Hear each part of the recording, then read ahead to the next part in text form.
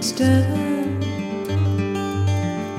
Almost time to rest the brush. Work is done and there's the feast ahead, whistling with its spilling cups. But you will make it to the feast. Know your patron's starting to retreat. The whisper of the holy man behind says his words got the key. As I remember, Adam, it was upon this fashion bequeathed me by will, but poor 1,000 crowns. And as thou sayest, charged my brother on his blessing to breed me well. And there begins my sadness. My brother Jacques, he keeps at school, and report speaks goldenly of his profit. For my part, he keeps me rustically at home, or to speak more properly, stays me here at home unkept. To call you that calling for a gentleman of my birth that differs not from the stalling of an ox. His horses are bred better, for besides that they are fair with their feeding, they are taught their manage, and to that end riders duly hired. But I, his brother, gain nothing under him but growth. To which his dung, his animals on his dunghills are as much bound to him as I. Besides, there's nothing that he so plentifully gives me. There's something nature gave me his countenance seems to take from me. He lets me feed with his hinds, bars me the place of a brother, and as much as in him lies, minds my gentility with my education. This is it, Adam, that grieves me, and the spirit of my father, which I think is within me, begins to mutiny against this servitude. I will no longer endure it, though yet I know no wise remedy how to avoid it. Yonder comes my master, your brother. Go apart, Adam, and thou shalt hear how he will shake me up. Now, sir, what make you here? Nothing. I'm not taught to make anything. What mar you then, sir? Marry, sir, I'm helping you to mar that which God made. A poor unworthy brother of yours with idleness. Marry, sir, be better employed, and be naught a while. Shall I keep your hogs and eat husks with them? What prodigal portion have I spent that I should come to such penury? Know you where you are, sir? I serve very well, here in your orchard. Know you before whom, sir? Aye, better than him I am before knows me. I know you are my eldest brother. And in the gentle condition of blood, you should so know me. The courtesy of nations allows you my better, in that you are the firstborn. But the same tradition takes not away my blood were there 20 brothers betwixt us. I have as much of my father in me as you, albeit I confess your coming before me is nearer to his reverence. What boy? Oh. Come, elder brother, you are too young in this. Wilt thou lay hands on me, villain? Oh, I am no villain. I am the youngest son of Sir Roland de Boys. He was my father, and he is thrice a villain that says such a father begot villains. Wert thou not my brother, I would not take this hand from thy throat till this other pulled out thy tongue for saying so. Thou hast reigned yourself. Sweet masters, be patient. For your father's remembrance, be at accord. Let me go, I say. Oh, not till I please. You shall hear me. My father charged you in his will to give me good education. You have trained me like a peasant, obscuring and hiding all gentlemanlike qualities. The spirit of my father grows strong in me, and I will no longer endure it.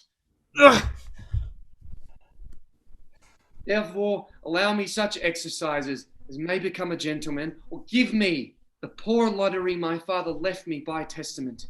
With that, I will go buy my fortunes. And what wilt thou do? Beg when that is spent? Well, sir, get you in. I will no longer be troubled with you. You shall have some part of your will. I pray you, leave me. I no further offend you than becomes me for my good. Get you with him, you old dog. Is old dog my reward? Well, 'tis true I've lost some teeth in your service. God be with my old master. He would not have spoke such a word.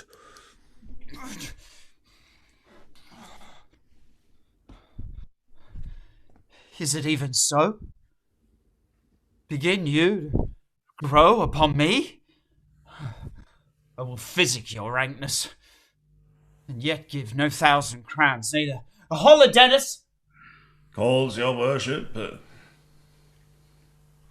Was not Charles, the Duke's wrestler, here to speak with me? As so please you, he is here, at the door, and importunes access to you. Call him in. Mm-hmm. 'Twill be a good way, and tomorrow the wrestling is.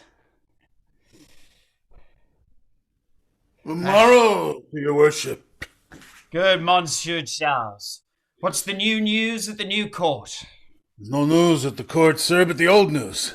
That is, the old duke is banished by the new duke, and 3 or 4 loving lords have put themselves into voluntary exile with him, whose lands and revenues enrich the new duke. Therefore he gives them good leave to wander, you know. Can you tell if Rosalind, the Duke's daughter, be banished with her father? Oh, no, for the Duke's daughter, her cousin, so loves her, being ever from their cradles bred together, that she would have followed her exile, or have died to stay behind her. She is at the court, and no less beloved of her uncle than his own daughter, and never 2 ladies loved as they do. Where will the old Duke live?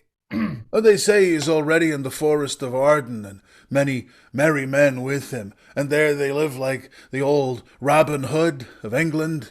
They say many young gentlemen flock to him every day and fleet the time carelessly, as they did in the Golden World. What, you wrestle tomorrow before the new Duke? Marry do I, sir, and I came to acquaint you with a matter. I am given, sir, secretly to understand that your younger brother, Orlando, hath a disposition to come in disguised against me to try a fall. Tomorrow, sir, I wrestle for my credit, and he that escapes me without some broken limb shall acquit him well. Your brother is but young and tender, and for your love I would be loath to foil him, as I must, for mine own honour if he come in. Therefore, out of my love to you, I came hither to acquaint you with all, that either you might stay him from his intendment, or brook such disgrace well as he shall run into, in that it is a thing of his own search, and altogether against my will. You know. Charles, I thank thee for thy love to me, which, thou shalt find, I will most kindly requite. I had myself notice of my brother's purpose herein, and have by underhand means laboured to dissuade him from it, but he is resolute.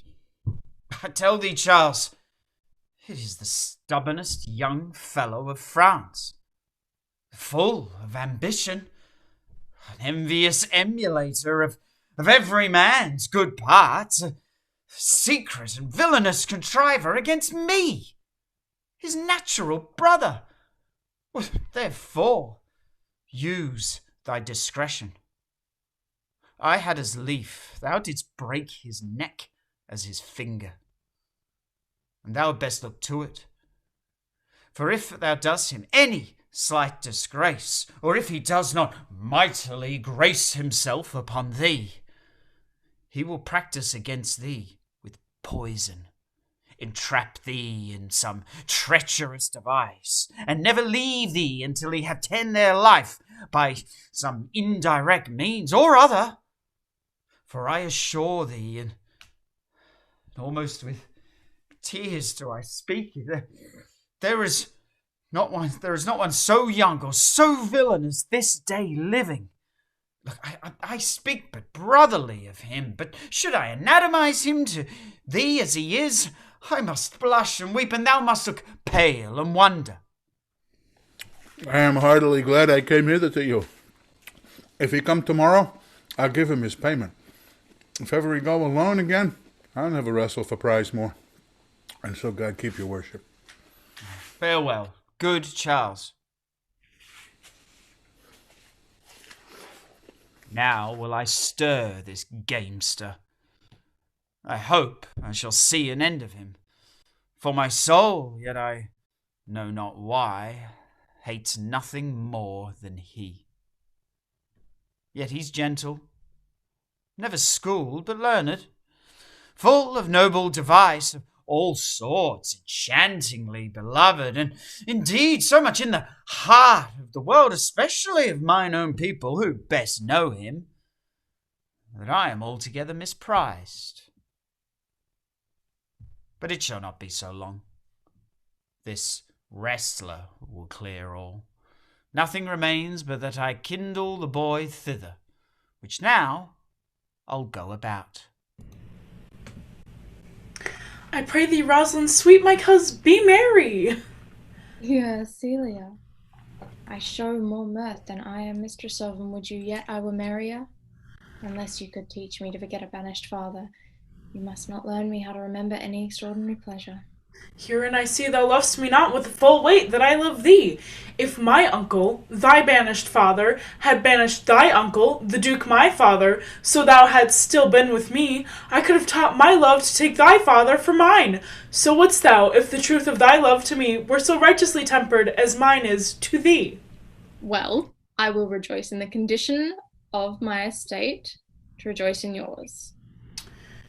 You know my father hath no child but I, nor none as like to have. And truly, when he dies, thou shalt be his heir. For what he hath taken away from thy father perforce, I will render thee again in affection.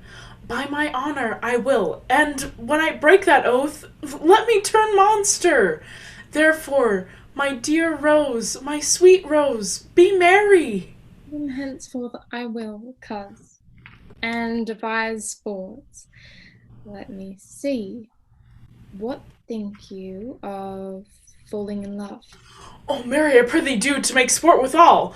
But love no man in good earnest, nor no further in sport neither, than with the safety of a pure blush thou mayst in honour come off again. What shall be our sport then? Let us sit and mock the good huswife Fortune from her wheel, that her gifts may henceforth be bestowed equally. I would we could do so, for her benefits are mightily misplaced, and the bountiful blind woman doth most mistake in her gifts to women. And 'tis true, for those that she makes fair she scarce makes honest, and those that she makes honest she makes very ill-favouredly. Nay, now thou goest from Fortune's office to Nature's. Fortune reigns in the gifts of the world, not in the lineaments of nature. No. Well, when nature hath made a fair creature, may she not by fortune fall into the fire? Though nature hath given us wit to flout at fortune, hath not fortune sent in this fool to cut off the argument?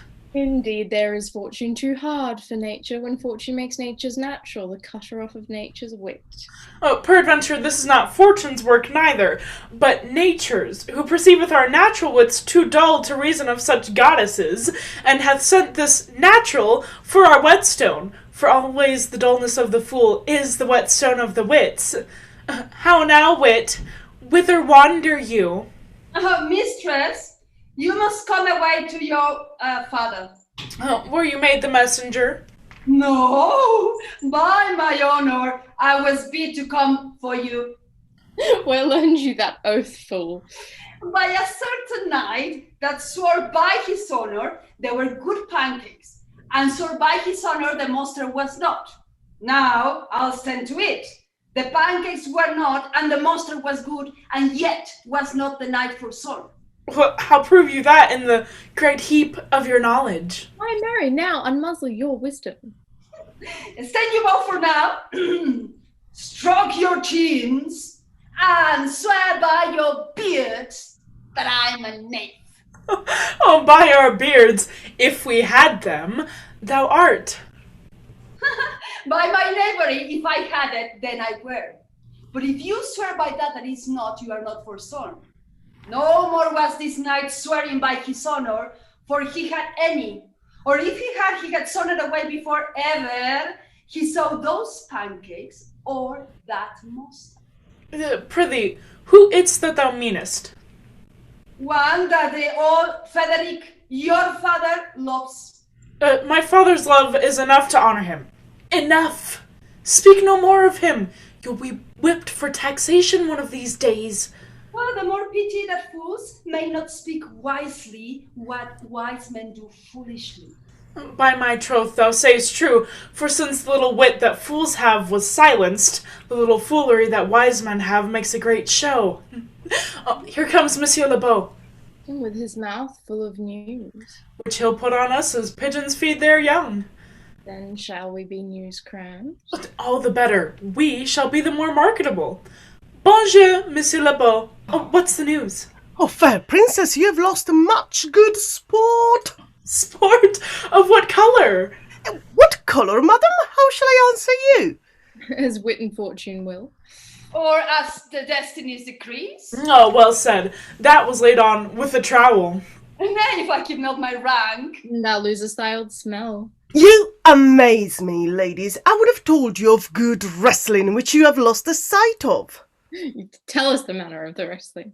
I will tell you the beginning, and if you please your ladyships, you may see the end, for the best is yet to do, and here, where you are, they are coming to perform it. Well, the beginning, that is dead and buried.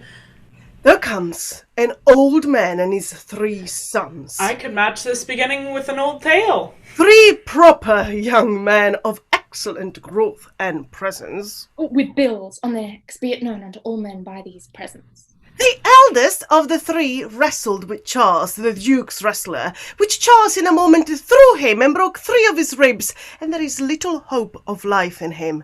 So he served the 2nd, and so the 3rd. Yonder they lie, the poor old man their father, making such pitiful dole over them that all the beholders take his part with weeping. Alas! What is the sport, monsieur, that the ladies have lost? Why, this did I speak of? Oh, those men may grow wiser every day. It is the first time ever I hear that breaking of ribs was a sport for ladies. Or I promise thee. But is there any else longs to see this broken music in his sides? Is there yet another dotes from rib breaking? Shall we see this wrestling, cousin? You must if you stay here. For here is the place appointed to the wrestling. Oh, and they are ready to perform it. Yonder, sure they are coming. Let us now stay and see it. Come on, since the youth will not be entreated, his own peril on his forwardness. Is yonder the man? Even he, madam. Alas, he is too young, yet he looks successfully. How now, daughter and cousin, are you crept hither to see the wrestling? Aye, my liege. So please you give us leave. You will take little delight in it, I can tell you. There is such odds in the man. In pity of the challenger's youth, I would fain dissuade him, but he will not be entreated. Speak to him, ladies. See if you can move him. Call him hither, good Monsieur Le Beau. Do so. I'll not be by.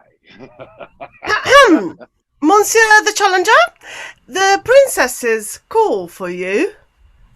They attend them with all respect and duty. Young man, have you challenged Charles the wrestler? Fair princess, he is the general challenger. I come but in as others do, to try him with the strength of my youth. Young gentleman, your spirits are too bold for your years. You've seen cruel proof of this man's strength. If you saw yourself with your eyes, or knew yourself with your judgment, the fear of your adventure would counsel you to a more equal enterprise. We pray you, for your own sake, to embrace your own safety and give over this attempt. Do, young sir, your reputation shall not therefore be misprized. We will make it our suit to the Duke that the wrestling might not go forward. I beseech you, punish me not with your hard thoughts, wherein I confess me much guilty to deny so fair and excellent ladies anything. But let your fair eyes and gentle wishes go with me to my trial, wherein if I be foiled, there is but one shame that was never gracious. If killed, but one dead that is willing to be so, I shall do my friends no wrong. For I have none to lament me, the world no injury, for in it I have nothing, only in the world I fill up a place, which may be better supplied when I've made it empty. The little strength that I have, I would it were with you. And mine to eke out hers. Fare you well. Pray heaven I be deceived in you. Your heart's desires be with you. Come! Where is this young gallant that is so desirous to lay with his mother? Ah! Sir, this will have in it a more modest working. You shall try but one fall. No, I warrant your grace, you shall not entreat him to a second that have so mightily persuaded him from a first. You can mock me after. You should have not mocked me before, but come your ways. Hercules be thy speed, young man. I would I were invisible to catch the strong fellow by the leg.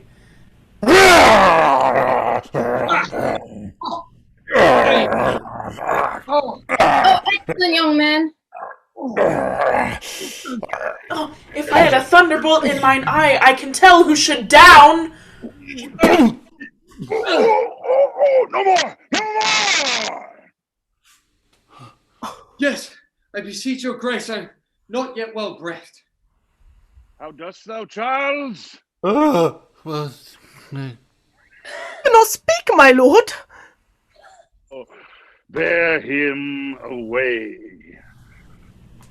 What is thy name, young man? Lando, my liege, the youngest son of Sir Roland de Boyce. Would thou hadst been son to some man else! The world esteemed thy father honourable, but I did find him still mine enemy. Thou shouldst have better pleased me with this deed, hadst thou descended from another house. But fare thee well. Thou art a gallant youth. I would thou hadst told me of another father. Were I my father, cuz, would I do this? I am more proud to be Sir Roland's son, his youngest son, and would not change that calling to be adopted heir to Frederick. My father loved Sir Roland as his soul, and all the world was of my father's mind. Had I before known this young man his son, I should have given him tears unto entreaties ere he should thus have ventured. Gentle cousin, let us go, thank him, and encourage him. My father's rough and envious disposition sticks me at heart. Sir, you have well deserved, if you do keep your promises in love, but justly as you have exceeded, I'll promise, your mistress shall be happy. Gentlemen, wear this for me. One out of sorts with fortune that could give more, but that her hand lacks means. Shall we go, cuz? Aye. Fare you well, fair gentleman. Can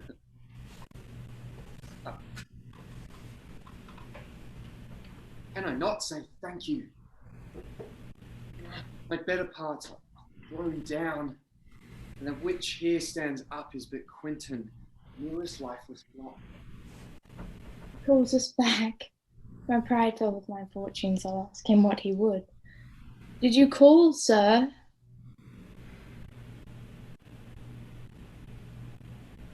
Sir, you have wrestled well, and overthrown more than your enemies. Will you go, cuz? Have with you. Fare you well.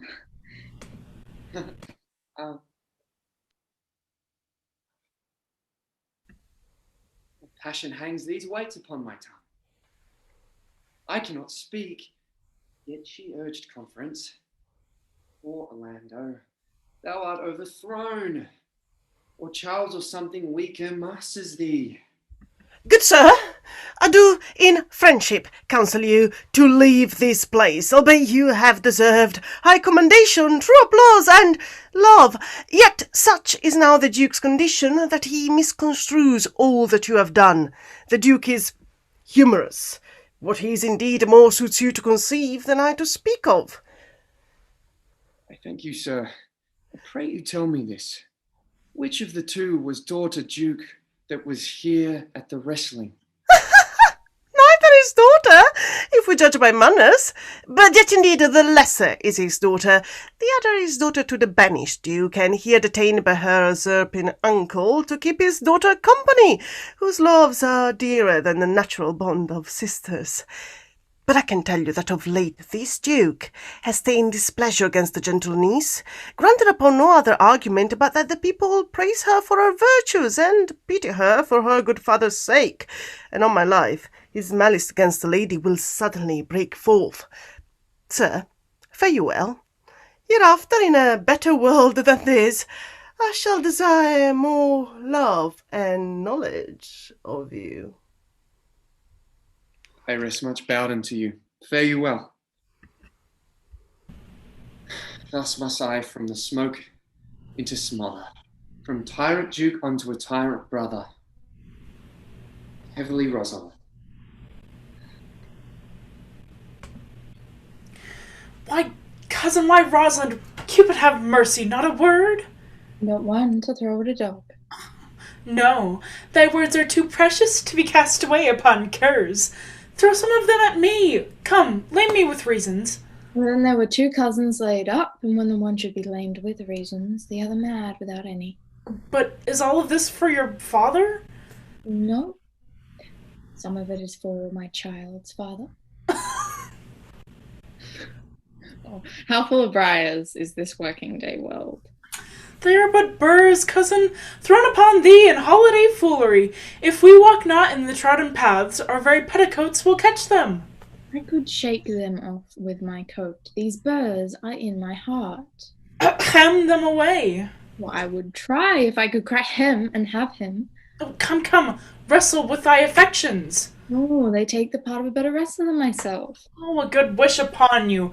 You will try in time, and despite of a fall. But turning these jests out of service, let us talk in good earnest. Is it possible, on such a sudden you should fall into so strong a liking with old Sir Rowland's youngest son? The Duke, my father, loved his father dearly. Oh, doth it therefore ensue that you should love his son dearly? By this kind of chase I should hate him, for my father hated his father dearly. Yet I hate not Orlando. No, faith. Hate him not, for my sake. Why should I not? Doth he not deserve well? Well, let me love him for that. Do you love him because I do? Look, here comes the Duke. With his eyes full of anger. Mistress, dispatch you with your safest haste and get you from our court. Me, uncle. You, cousin. Within these 10 days, if that thou beest found so near our public court as 20 miles, thou diest for it. I do beseech your grace. Let me the knowledge of my fault bear with me. If with myself I hold intelligence, or have acquaintance with mine own desires, if that I do not dream or be not frantic, as I do trust I am not, then, dear uncle, never so much as in a thought unborn did I offend your highness. Thus do all traitors. If their purgation did consist in words, they are as innocent as grace itself. Let it suffice thee that I trust thee not. Yet your mistrust cannot make me a traitor. Tell me whereon the likelihood depends. Thou art thy father's daughter. There's enough. So was I when your highness took his dukedom. So was I when your highness banished him. Treason is not inherited, my lord, or if we did derive it from our friends. What's that to me? My father was no traitor, and good my liege, mistake me not so much to think my poverty is treacherous. Dear sovereign, hear me speak. Aye, Celia, we stayed her for your sake, else had she with her father ranged along. Oh, I did not then entreat to have her stay. It was your pleasure and your own remorse. I was too young that time to value her, but now I know her.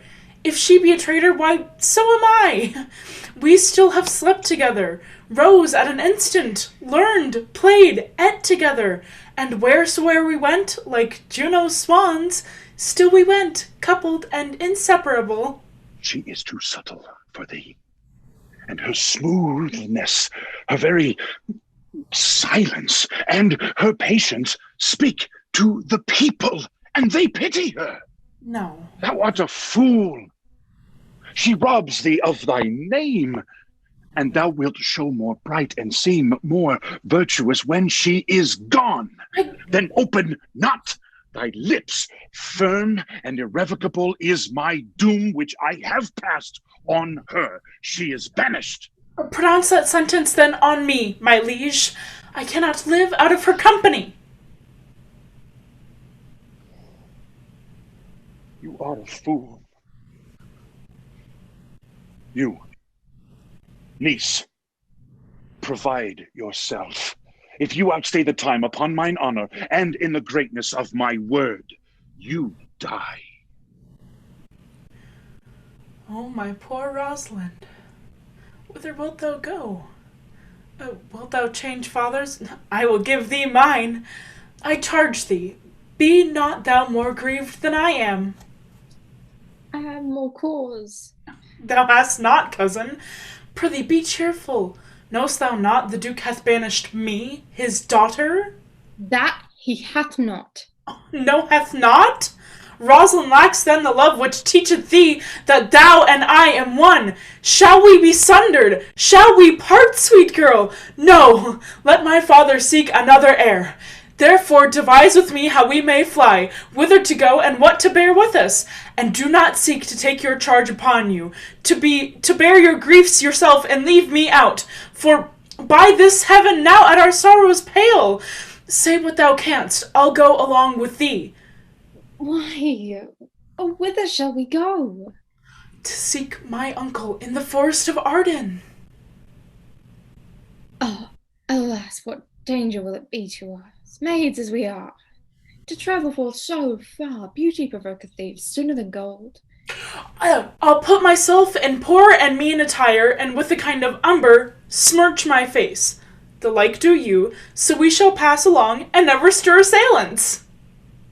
Were it not better, because I am more than common talk, that I did suit me all points like a man? A gallant curtal axe upon my thigh, a boar spear in my hand, and in my heart lie there what hidden women's fear their will. I have a swashing and a marshal outside, as many other mannish cowards have that do outface it with their semblances. What shall I call thee when thou art a man? I'll have no worse name than Jove's own page, and therefore look you call me Ganymede. What will you be called? Something that hath reference to my state. No longer Celia, but Alien. But cousin, what if we essayed to steal that clownish fool out of your father's court? Would he not be a comfort to our travel? Oh, he'll go along o'er the wide world with me. Leave me alone to woo him. Let's away and get our jewels and our wealth together, devise the fittest time and safest way to hide us from pursuit that will be made after my flight. Now we go in content to liberty, and not to banishment. Oh. Now, my co-mates and brothers in exile, hath not old custom made this life more sweet than that of painted pomp? Are not these woods more free from peril than the envious courts? Here feel we but the penalty of Adam, the seasons' difference, as the icy fang and churlish chiding of the winter's wind, which when it bites and blows upon my body, even till I shrink with cold, I smile and say, this is no flattery. These are counsellors that feelingly persuade me what I am. Sweet are the uses of adversity, which, like the toad, ugly and venomous, wears yet a precious jewel in his head. And this, our life, exempt from public haunt, finds tongues in trees, books in the running brooks, sermons in stones, and good in everything. I would not change it. So happy is your grace that can translate the stubbornness of fortune into so quiet and so sweet a style. Come, shall we go and kill us a venison? And yet it irks me. The poor dappled fools, being native burghers of this desert city, should in their own confines with forked heads have their round haunches gored. Indeed, my lord. The melancholy JAQUES grieves at that, and in that kind swears you do more usurp than doth your brother that hath banished you. Today, my lord of AMIENS and myself did steal behind him as he lay along under an oak, whose antique root peeps out along upon the brook that brawls along his wood. To the which place a poor sequestered stag that from the hunter's aim had taken a hurt did come to languish. And indeed, my lord, the wretched animal heaved forth such groans that their discharge did stretch his leathern coat almost to bursting, and the big round tears coursed one another down his innocent nose in piteous chase. And thus the hairy fool, much marked of the melancholy JAQUES, stood on the extremest verge of the swift brook, augmenting it with tears. But what said JAQUES? Did he not moralize this spectacle? Oh, yes, into 1,000 similes. First, for his weeping into the needless stream. Poor dear, quoth he, thou makest a testament as worldlings do, giving thy sum of more to that which had too much. Then, being there alone, left and abandoned of his velvet friends, 'tis right, quoth he, thus misery doth part the flux of company. Anon, a careless herd full of the pasture jumps along by him, and never stays to greet him. Ay, quoth JAQUES, sweep on, you fat and greasy citizens, 'tis just the fashion. Wherefore do you look upon that poor and broken bankrupt there? Thus most invectively he pierces through the body of country, city, court, yea, and of this our life, swearing that we are mere usurpers, tyrants, and, what's worse, to fright the animals and to kill them up in their assigned and native dwelling place. And did you leave him in this contemplation? Oh, we did, my lord, weeping and commenting upon the sobbing deer. Show me to the place. I love to cope him in these sullen fits, for then he's full of matter. I'll bring you to him straight. Can it be possible that no man saw them? It cannot be. Some villains of my court are of consent and sufferance in this. I cannot hear of any that did see her. The ladies, her attendants of her chamber, saw her abed, and in the morning early they found the bed untreasured of their mistress. My lord, the Roynish clown at whom so oft your grace was wont to laugh is also missing. Hesperia, the princess's gentlewoman, confesses she secretly o'erheard your daughter and her cousin much commend the parts and graces of the wrestler, that they did lately foil the sinewy Charles. She believes, wherever they are gone, that youth is surely in their company. Send to his brother. Fetch that gallant hither. If he be absent, bring his brother to me. I'll make him find him. Do this suddenly, and let not certain inquisition quail to bring again these foolish runaways. Oh, who's there? What? My young master? Oh, my gentle master, my sweet master, you memory of old Sir Roland.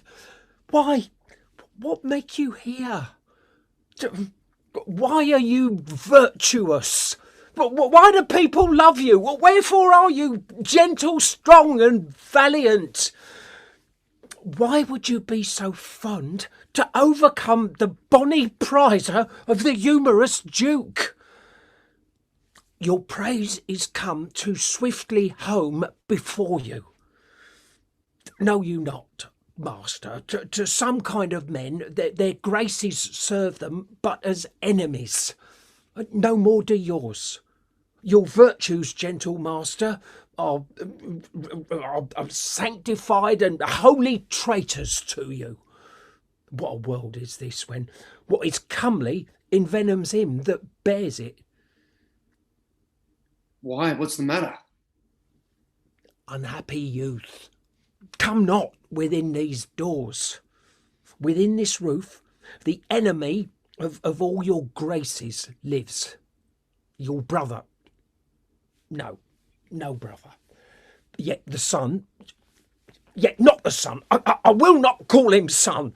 Of him I was about to call his father, hath heard your praise. And this night he means to burn the lodging where you used to lie, and you within it. If he fail of that, he will have other means to cut you off. I overheard him and his practices. This is no place. This house is but a butchery. Abhor it, fear it, do not enter it. Why whither, Adam? Wouldst thou have me go? No matter whither, so you come not here. What, wouldst thou have me go and beg my food? Or with a base and boisterous sword enforce a thievish living on the common road? This I must do, or know not what to do. Yet this I will do how I can. I rather will subject me to the malice of a diverted blood and bloody brother. But do not so. I have 500 crowns, the thrifty hire I saved under your father, which I did store to be my foster nurse when service should in my old limbs lie lame and unregarded age in corners thrown. Take that, and he that doth the ravens feed, yea, providently caters for the sparrow, be comfort to my age. Here is the gold. All this I give you.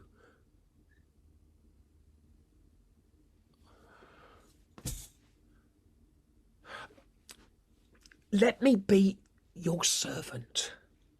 Though I look old, yet I am strong and lusty. For in my youth I never did apply hot and rebellious liquors to my blood, nor did not with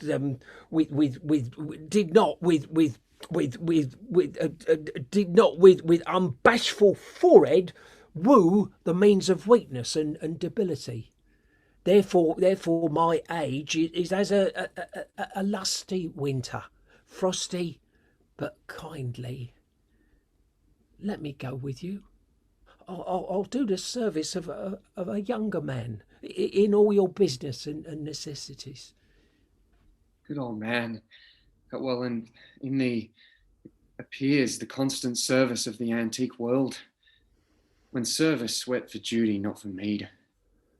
Thou art not for a fashion of these times, when none will sweat but for promotion, and having that do choke their service up, even with the having. It is not so with thee. But poor old man, thou prunest a rotten tree that cannot so much as a blossom yield in lieu of thy pains in husbandry. Come thy ways, we'll go together, and ere we have thy youthful wages spent, we'll light upon some settled low content. Master, go on, and I'll follow thee to the last gasp with truth and loyalty.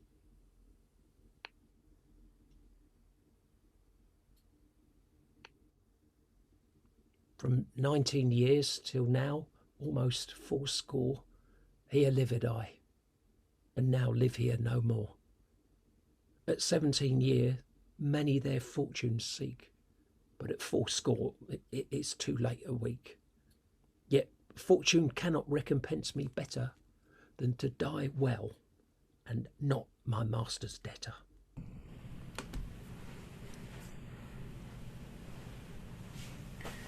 Oh, Jupiter, how weary are my spirits.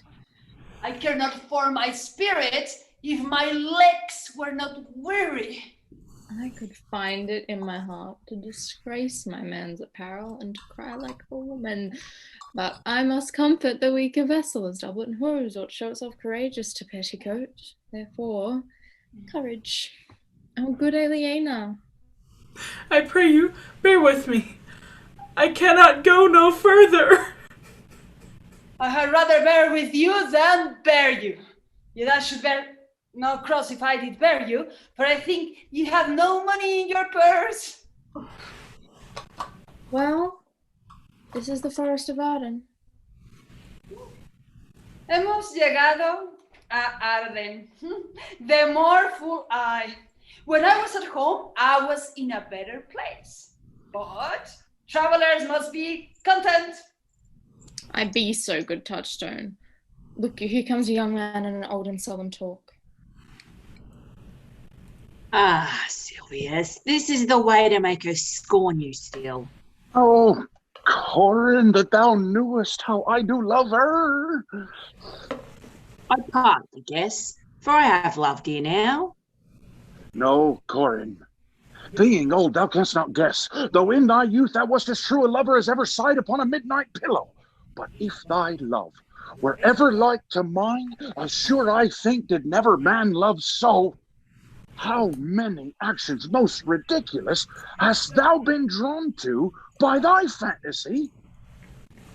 Into 1,000 that I have forgotten. Oh, thou didst then never love so heartily. If thou rememberest not the slightest folly that ever love did make thee run into, thou hast not loved. Or if thou hast not sat as I do now, wearing thy hearer in thy mistress' praise, thou hast not loved. Or if thou hast not broke from company abruptly, as my passion now makes me, thou hast not loved. Oh, Phoebe, Phoebe, Phoebe. Alas, poor shepherd. Searching of thy wound, I have by hard adventure found mine own. And I mine.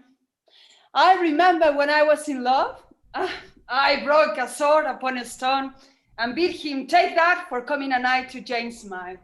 And I remember kissing more her butlet and the cow's dogs that her pretty chopped hands had milked. And I remember wearing of a piece coat instead of her, from whom I took 2 coats, and giving her them again, I said with weeping tears, wear these for my sake. We that are true lovers run into strange capers, but as all is mortal in nature, so is all nature in love, mortal in folly. Thou speakest wiser than thou art wearer. I shall never be aware of my own wit till I break my shins against it. Jove, Jove, this shepherd's passion is much upon my fashion. And mine too, but it draws something stale with me. I pray you, one of you question yond man if he, for gold, will give us any food. I faint almost to death. Hola! You clown! Peace, fool. He's not thy kinsman. Who calls? You're better, sir? Else are they very wretched. Peace, I say. Good even to you, friend. And to you, gentle sir, and to you all. I prithee, shepherd, if that love or gold can in this desert place buy entertainment, bring us where we may rest ourselves and feed. Here's a young maid with trouble much oppressed, and faints for succour. Oh, fair sir, I pity her, and wish for her sake more than for mine own. My fortunes were able to relieve her. But I am a shepherd to another man, and do not share the fleeces that I graze. My master is of churlish disposition, and little recks to find the way to heaven by doing deeds of hospitality. Besides, his coat, his flocks, and mounds of feed are now on sale, and at our sheepcote now. By reason of his absence, there is nothing that you will feed on. But what is, come see, and in my voice, most welcome shall you be. What is he that shall buy his flock and pasture? Oh, that young swain that you saw but ere while, that little cares for buying anything. What, I pray thee, if it stand with honesty, buy thou the cottage, pasture, and flock, and thou shalt have to pay of it of us. And we will mend thy wages. I like this place, and willingly could waste my time in it. Aha! Shortly, the thing is to be sold. Go with me. If you like upon report the soil, and this kind of life and the profit, I will your very faithful feeder be, and bite with your gold right suddenly.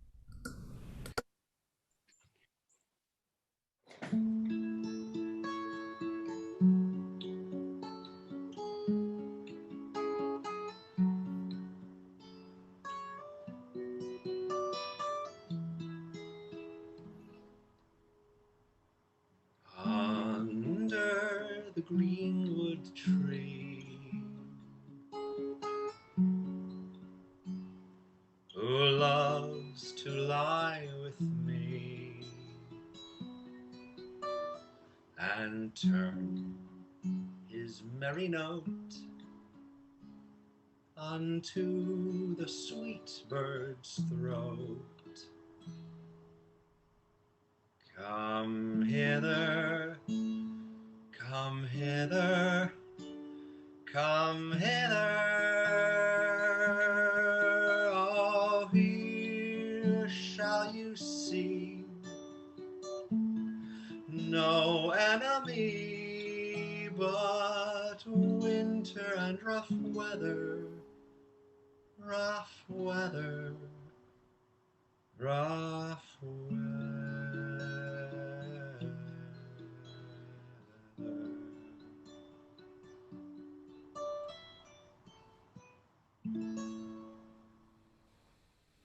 More. More, I prithee, more. It will make you melancholy, Monsieur JAQUES. I thank it. More, I prithee, more. I can suck melancholy out of a song as a weasel sucks eggs. More, I prithee, more. My voice is ragged. I know I cannot please you. I do not desire you to please me. I do desire you to sing. Come, more, another stanza. Call you them stanzas? What you will, Monsieur JAQUES.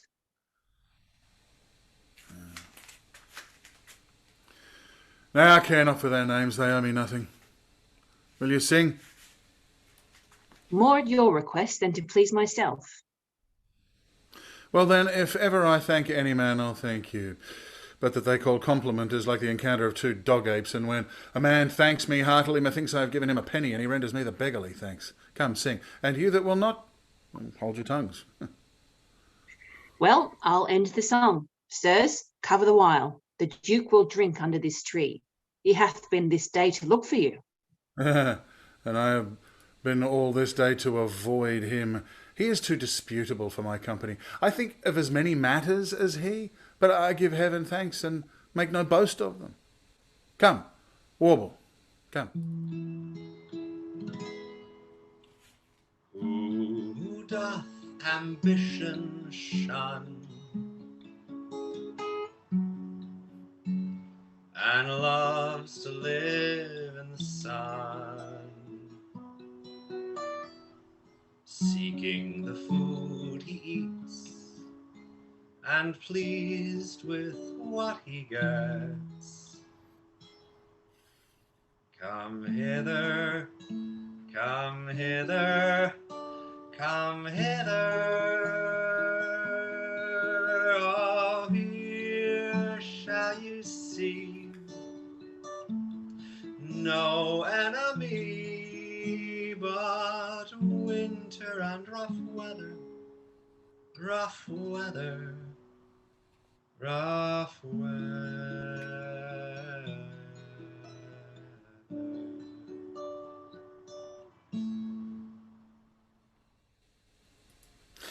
I'll give you a verse that I made yesterday in despite of my invention. And I'll sing it. Thus it goes. If it do come to pass that any man turn ass, leaving his wealth and ease, a stubborn will to please, Duke Dame, Duke Dame, Duke Dame, here shall he see gross fools as he, and if he will come to me. What's that, Duke Dame? Is a Greek invocation to call fools into a circle. I'll go sleep, if I can.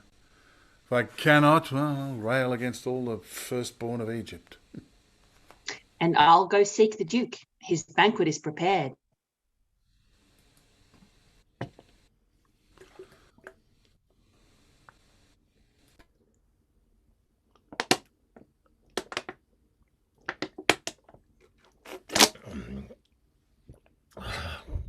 Dear master, I can go no further.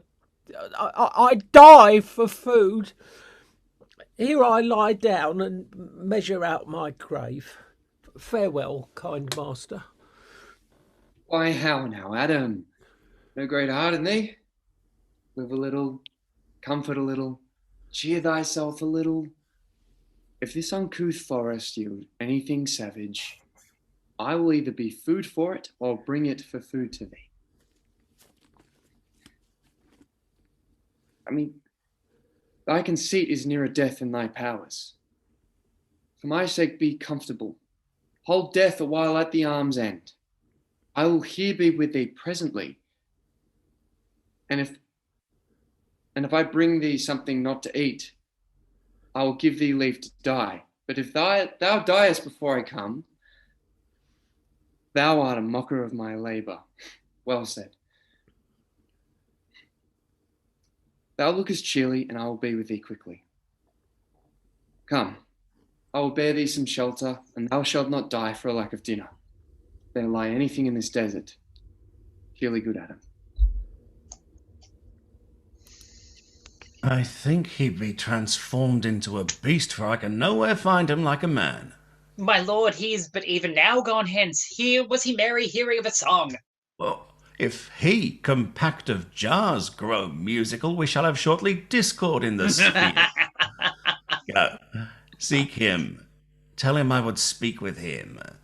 Oh, he saves my labour by his own approach. Why, how now, monsieur? What a life is this, that your poor friends must woo your company? What? Look you merrily. A fool! A fool! I met a fool in the forest. Oh, a motley fool, a miserable world, as I do live by food. I met a fool who laid him down and basked him in the sun and railed on Lady Fortune in good terms, in good set terms, and yet a motley fool. Good morrow, fool, quoth I. No, sir, quoth he, call me not fool till heaven hath sent me fortune. And then he drew a dial from his poke, and looking on it with lacklustre eye, says very wisely, it is 10 o'clock. Thus we may see, quoth he, how the world works. 'Tis but an hour ago since it was 9, and after 1 hour more 'twill be 11, and so from hour to hour we ripe and ripe, and then from hour to hour we rot and rot, and thereby hangs a tale. When I did hear the motley fool thus moral on the time, my lungs began to crow like chanticleer, that fools should be so deep contemplative, and I did laugh, sans intermission, an hour by his dial. Ah, noble fool, a worthy fool. Motley's the only wear. What fool is this? A worthy fool, one that hath been a courtier, he says, and it says, if ladies be but young and fair, they have the gift to know it. And in his brain, which is as dry as the remainder biscuit after a voyage, he hath strange places crammed with observation, the which he vents in mangled forms. God, that I were a fool! I am ambitious for a motley coat. Well, thou shalt have one. It's my only suit. provided that you weed your better judgments of all opinion that grows rank in them that I am wise. I must have liberty withal, as large a charter as the wind, to blow on whom I please, for so fools have, and they that are the most galled with my folly, they most must laugh. And why, sir, must they so? The why is as plain as way to parish church. He that a fool doth very wisely hit, doth very foolishly, although he's smart, not to seem senseless of the bob. If not, the wise man's folly is anatomized even by the squandering glances of the fool. Invest me in my motley. Give me leave to speak my mind, and I will through and through cleanse the foul body of the infected world, if they will patiently receive my medicine. Fie on thee. I can tell what thou wouldst do. What for account would I do but good? Most mischievous foul sin, in chiding sin, for thou thyself hast been a libertine, as sensual as the brutish sting itself, and all the embossed sores and headed evils that thou with license of free foot hast caught wouldst thou disgorge into the general world. Why, who cries out on pride that can therein tax any private party? Doth it not flow as hugely as the sea, till the weary very means do ebb? What woman in the city do I name when I say that the city woman bears the cost of princes on unworthy shoulders? Who can come in and say I mean her, when such a one is she, such is her neighbour? Or what is he of basest function that says his bravery is not of my cost, thinking that I mean him, but therein suits his folly to the metal of my speech? There then, how then, what then? Let me see wherein my tongue hath wronged him. If it do him right, then he hath wronged himself. If he be free, why then my taxing like a wild goose flies, unclaimed of any man. Oh, but who comes here? Forbear, and eat no more. Well, I eat none yet. Nor shalt not, till necessity be served. Of what kind should this cock come? Art thou thus boldened, man, by thy distress, or else a rude despiser of good manners, that in civility thou seemst so empty? Thorny point of bare strength hast taken me from the show of smooth civility, yet I am inland bred and know some nurture. But forbear, I say, he dies that touches any of this fruit till I and my affairs are answered. And you will not be answered with reason, I must die. What would you have? Your gentleness shall force more than your force move us to gentleness. I almost die for food, and let me have it. What? Sit down and feed, and welcome to our table. So gently? Pardon me, I pray you. I thought that all things had been savage here, and therefore I put on the countenance of stern commandment. For whate'er you are that in this desert inaccessible, under the shade of melancholy boughs, loss and neglect of the creeping hours of time, if you've ever looked on better days, ever been where bells have knolled to church, ever sat at a good man's feast, if ever from your eyelids wiped a tear, and know what it is to pity and be pitied, let gentleness my strong enforcement be, in the which hope I blush and hide my weapon. True is it that we have seen better days, and have, with holy bell, been knolled to church, and sat at good men's feasts, and wiped our eyes of drops that sacred pity hath engendered. And therefore sit you down in gentleness, and take upon command what help we have, that to your wanting may be ministered. And but forbear your food a little while, wild like a doe, I go to find my fawn and give it food. There is an old poor man who after me many a weary step limped in pure love, till he first be sufficed, oppressed with two weak evils, age and hunger, I will not touch a bit. Go find him out, and we will nothing waste till you return. Thank you. Be blessed for your good comfort. Thou seest, we are not all alone unhappy. This wide and universal theatre presents more woeful pageants than the scene wherein we play in. All the world's a stage, and all the men and women merely players. They have their exits and their entrances, and one man, in his time, plays many parts, his acts being 7 ages. And first the infant, mewling and puking in the nurse's arms, and then the whining schoolboy, with his satchel and shining morning face, creeping like snail unwillingly to school. And then the lover, sighing like furnace, with a woeful ballad made to his mistress' eyebrow. Then a soldier, full of strange oaths and bearded like the part, jealous in honour, sudden and quick in quarrel, seeking the bubble reputation even in the cannon's mouth.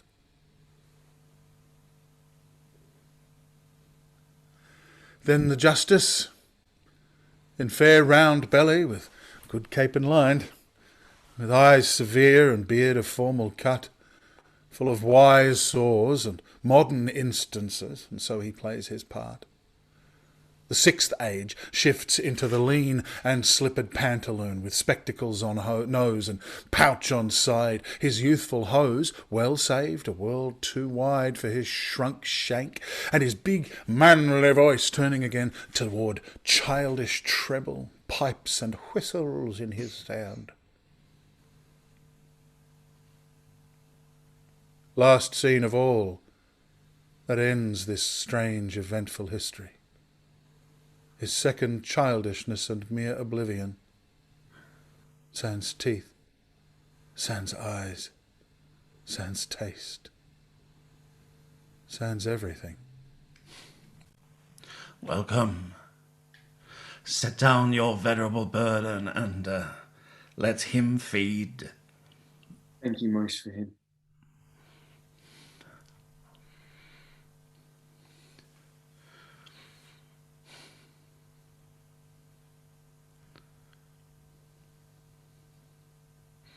Oh, had you need, I scarce can speak myself. Welcome. Fall to.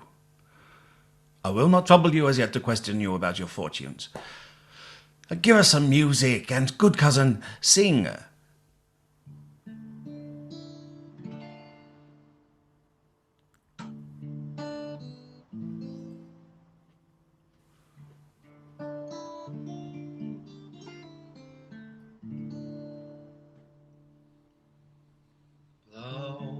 Blow, thou winter wind, thou art not so unkind as man's ingratitude. Thy tooth is not so keen, because thou art not seen, although thy breath be rude. Hey ho, sing hey ho, unto the green holly. Hey ho, sing hey ho, this life is most jolly.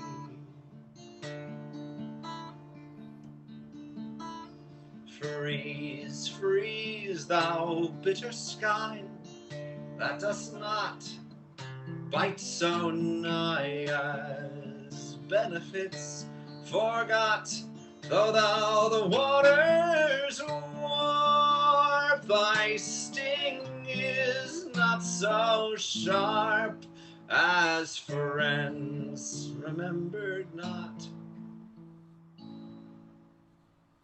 Hey ho, sing hey ho, unto the green holly. Hey ho, sing hey ho, this life is most jolly. Most friendship is feigning, most loving mere folly. Then hey ho, sing hey ho, oh, then hey ho, the holly. Hey sing, hey ho, unto the green holly. Hey ho, sing, hey ho, this life is, oh, this life is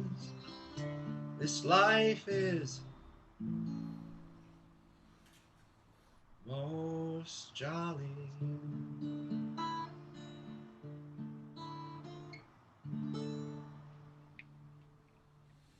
If that you were the good Sir Rowland's son, as you have whispered faithfully you were, and as mine eye doth his effigies witness, most truly limned and living in your face, be truly welcome hither. I am the Duke that loved your father. The residue of your fortune, go to my cave, and tell me, O good old man, thou art right welcome, as thy master is. Support him by the arm. Give me your hat, and let me all your fortunes understand. Not see him since. Sir, that cannot be. But were I not the better part made mercy, I should not seek an absent argument of my revenge, thou present. But look to it. Find out thy brother wheresoever he is. Seek him with candle. Bring him, dead or living, within this 12-month, or turn thou no more to seek a living in our territory. Thy lands, and all things that thou dost call thine, worth seizure, do we seize into our hands, till thou canst quit thee by thy brother's mouth of what we think against thee. Oh, that your highness knew my heart in this. I never loved my brother in my life. More villain now. Well, push him out of house, and let my officers of such a nature make an extent upon his house and lands. Do this expediently, and turn him going.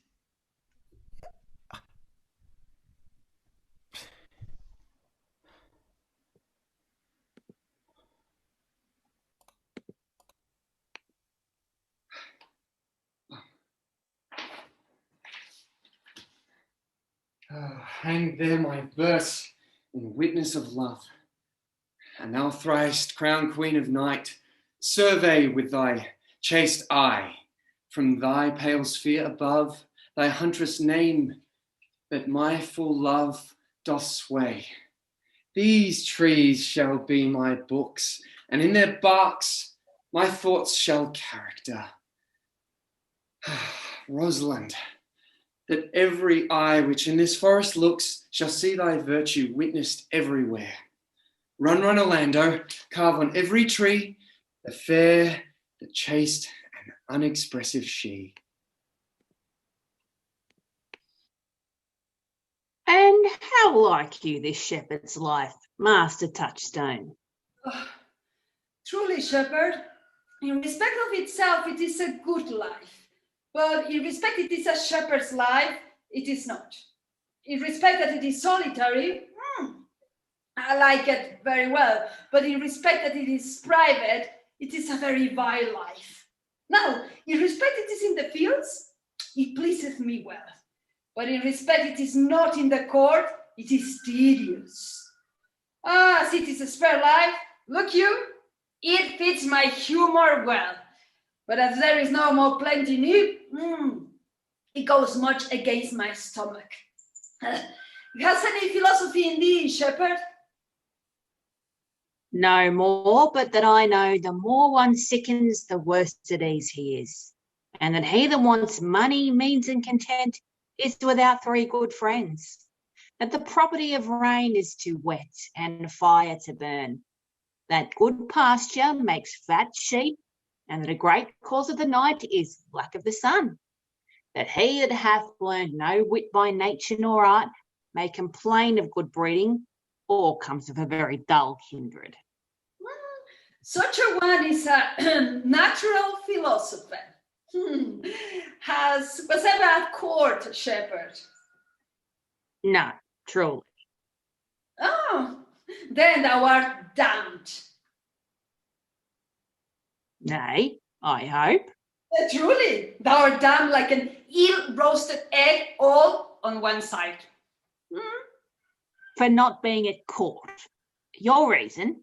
Why? If thou never was at court, thou never sawest good manners. If thou never sawest good manners, thy manners must be wicked. And wickedness is sin, and sin is damnation.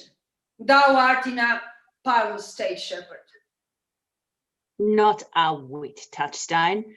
Those that are good manners at the court are as ridiculous in the country as the behaviour of the country is most mockable at the court. You told me you salute not in the court, but kiss your hands. That courtesy would be uncleanly if courtiers were shepherds. Instance, briefly. Come, instance. Why, we are still handling our ewes, and their fells, you know, are greasy. Why do not your courtiers hands sweat? And is not the grease of a mutton as wholesome as the sweat of a man? No, shallow. A better instance, I say, come. Besides, our hands are hard. Oh, your leaves will feel them the sooner. Shallow. A more standard instance. Come. And they are often tarred over with the surgery of our sheep. And would you have us kiss tar? The courtier's hands are perfumed with civet. Oh, shallow man, thou warms meat. Instead, in respect of a good piece of flesh indeed. Learn of the wise and pure pent. Civet is of a baser birth than tar, the very unclean flocks of a cat. Oh, meant the instant shepherd. You have too courtly a wit for me. I'll rest. Will thou rest damned? God help thee. Shallow man, God make incision in thee. Thou art raw. Sir, I am a true labourer. I earn that I eat, get that I wear, owe no man hate, envy no man's happiness, glad of other man's good, content with my harm. And the greatest of my pride is to see my ewes graze and my lambs suck. That is another scene in you, to bring the ewes and the rams together and to offer your living by the copulation of cattle, to be bad to a wild weather and to betray a she-lamb of a 12-month to a crooked, well-painted old coquetry round out of a reasonable match. If thou beest not done for this, the devil himself will have no shepherds. Oh, I cannot see how thou shalt escape. Here comes young Master Ganymede, my new mistress's brother. From the east to western end, no jewel is like Rosalind, her worth being mounted on the wind. Through all the world bears Rosalind. All the pictures fairest lined are but black to Rosalind. Let no fair be kept in mind but the fair of Rosalind. I'll run you so 8 years together, dinners and suppers, and sleeping hours expected. It is the right butter's woman's rank to market. Doubtful. For a taste. If a hart do lack a hind, let him seek out Rosalind. If a cat will after kind, so be sure with Rosalind. Winter garments must be lined, so much lend that Rosaline, they that read must ship and buy, sweet as not, then to carry Rosaline, sweet as not had sorest rhyme, such a note is Rosaline, he that sweetest rose will find, most fine love stricken Rosaline. This is a very false gallop of verses. Why do you infect yourself with them? Oh, peace, you doleful. I found them on a tree. Oh, truly, the tree yields bad fruit. I'll graff it with you, and then I shall graff it with a medlar. Then it will be the earliest fruit of the country, for you'll be rotten, you'll be half ripe, and that's the right virtue of the medlar. Oh, you have said, but whether wisely or not, let the forest judge. Oh, peace. Here comes my sister reading. Stand aside. Okay. Why should this a desert be? For it is unpeopled? No! Tongues all hang on every tree that civil sayings show.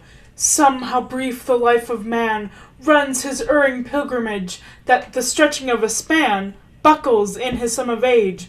Some of violated vows twixt the souls of friend and friend, but upon the fairest boughs, or at every sentence end, will I Rosalinda write, teaching all that read to know the quintessence of every sprite, heaven would in little show. Therefore, heaven nature charged that one body should be filled with all graces, wide enlarged. Nature presently distilled Helen's cheek, but not her heart, Cleopatra's majesty, Atalanta's better part, sad Lucretia's modesty. Thus Rosalind of many parts by heavenly synod was devised, of many faces, eyes, and hearts, to have the touches dearest prized. Heaven would that she these gifts should have, and I to live and die her slave. O most gentle pulpitar, what tedious homily of love have you wearied your parishioners withal, and never cried have patience, good people? How now? Back, friends! Shepherd, go off a little, and go with him, Sirrah. Come, shepherd, let us make an honorable retreat. Though no with bag and baggage, but yet with scrape and scrapage. Didst thou hear these verses? I heard them all, and more too, for some of them had in them more feet than the verses would bear. That's no matter. The feet might bear the verses. Aye, but the feet were lame and couldn't bear themselves without the verse, and therefore stood lamely in the verse. But didst thou hear without wondering how thy name should be hanged and carved upon these trees? I was 7 of the 9 days out of the wonder before you came. For look you here what I found on a palm tree. I was never so berhymed since Pythagoras' time, that I was an Irish rat, which I can hardly remember. Trow you who hath done this? Is it a man? And a chain that you once wore about his neck. Change you colour? Aye, prithee who? Oh, Lord, Lord, it is a hard matter for friends to meet, but mountains may be removed with earthquakes, and so encountered. Neighbour, who is it? Is it possible? Now, I prithee now with most petitionary vehemence. Tell me who it is. Oh, wonderful, wonderful, and most wonderful, wonderful, and yet again wonderful, and after that, out of all hooping! Good my complexion, dost thou think? Though I am comparisoned like a man, I have a doublet and hose in my disposition. 1 inch of delay more is a saucy of discovery, I prithee. Tell me who it is, and quickly, and speak apace. I would thou couldst stammer, and thou mightst pour this concealed man out of thy mouth, as wine comes out of a narrow-mouthed bottle, either too much at once, or none at all. I prithee, take the cork out of thy mouth, that may drink thy tidings. So you may put a man in your belly. Oh, is he of God's making? What manner of man? Is his head with a hat, or his chin with a beard? Nay, he hath but a little beard. My God will send more, if the man be thankful. Let me stay the growth of his beard, if thou delay me not the knowledge of his chin. It is young Orlando, that tripped up the wrestler's heels and your heart, both in an instant. Nay, but the devil take a mocking speak, sad brow and true maid. If faith, 'cause 'tis he. Orlando. Orlando. Alas the day. What shall I do with my doublet and hose? What did he when thou sawest him? What said he? How looked he? Wherein went he? What makes him here? Did he ask for me? Where remains he? How parted he with thee? And when shalt thou seest him again? Answer me in one word. You must borrow me Gargantua's mouth first. 'Tis a word too great for any mouth of this age's size.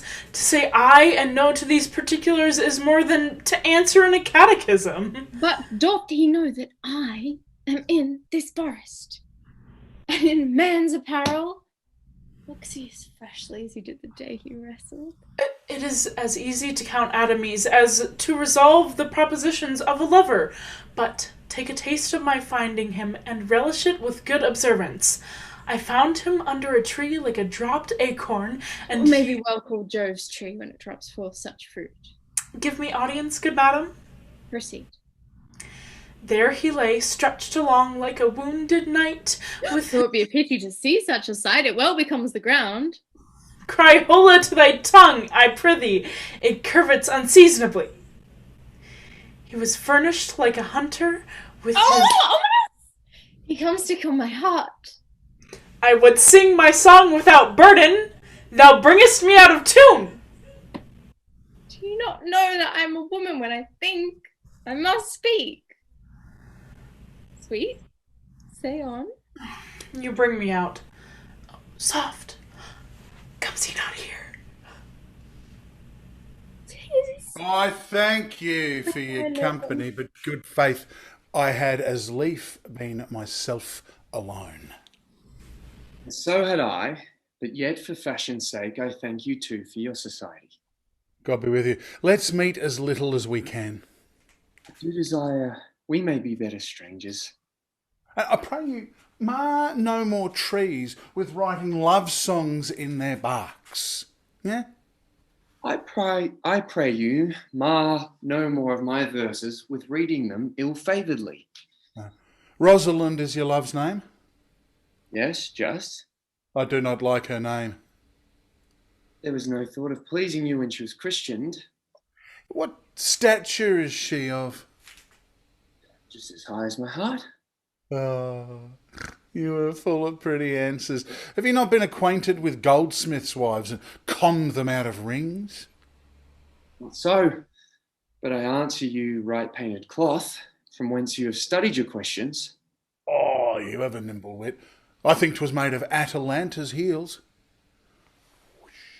Will you sit down with me, and we two will rail against our mistress, the world, and all our misery? I will chide no breathier in the world but myself, against whom I know most faults.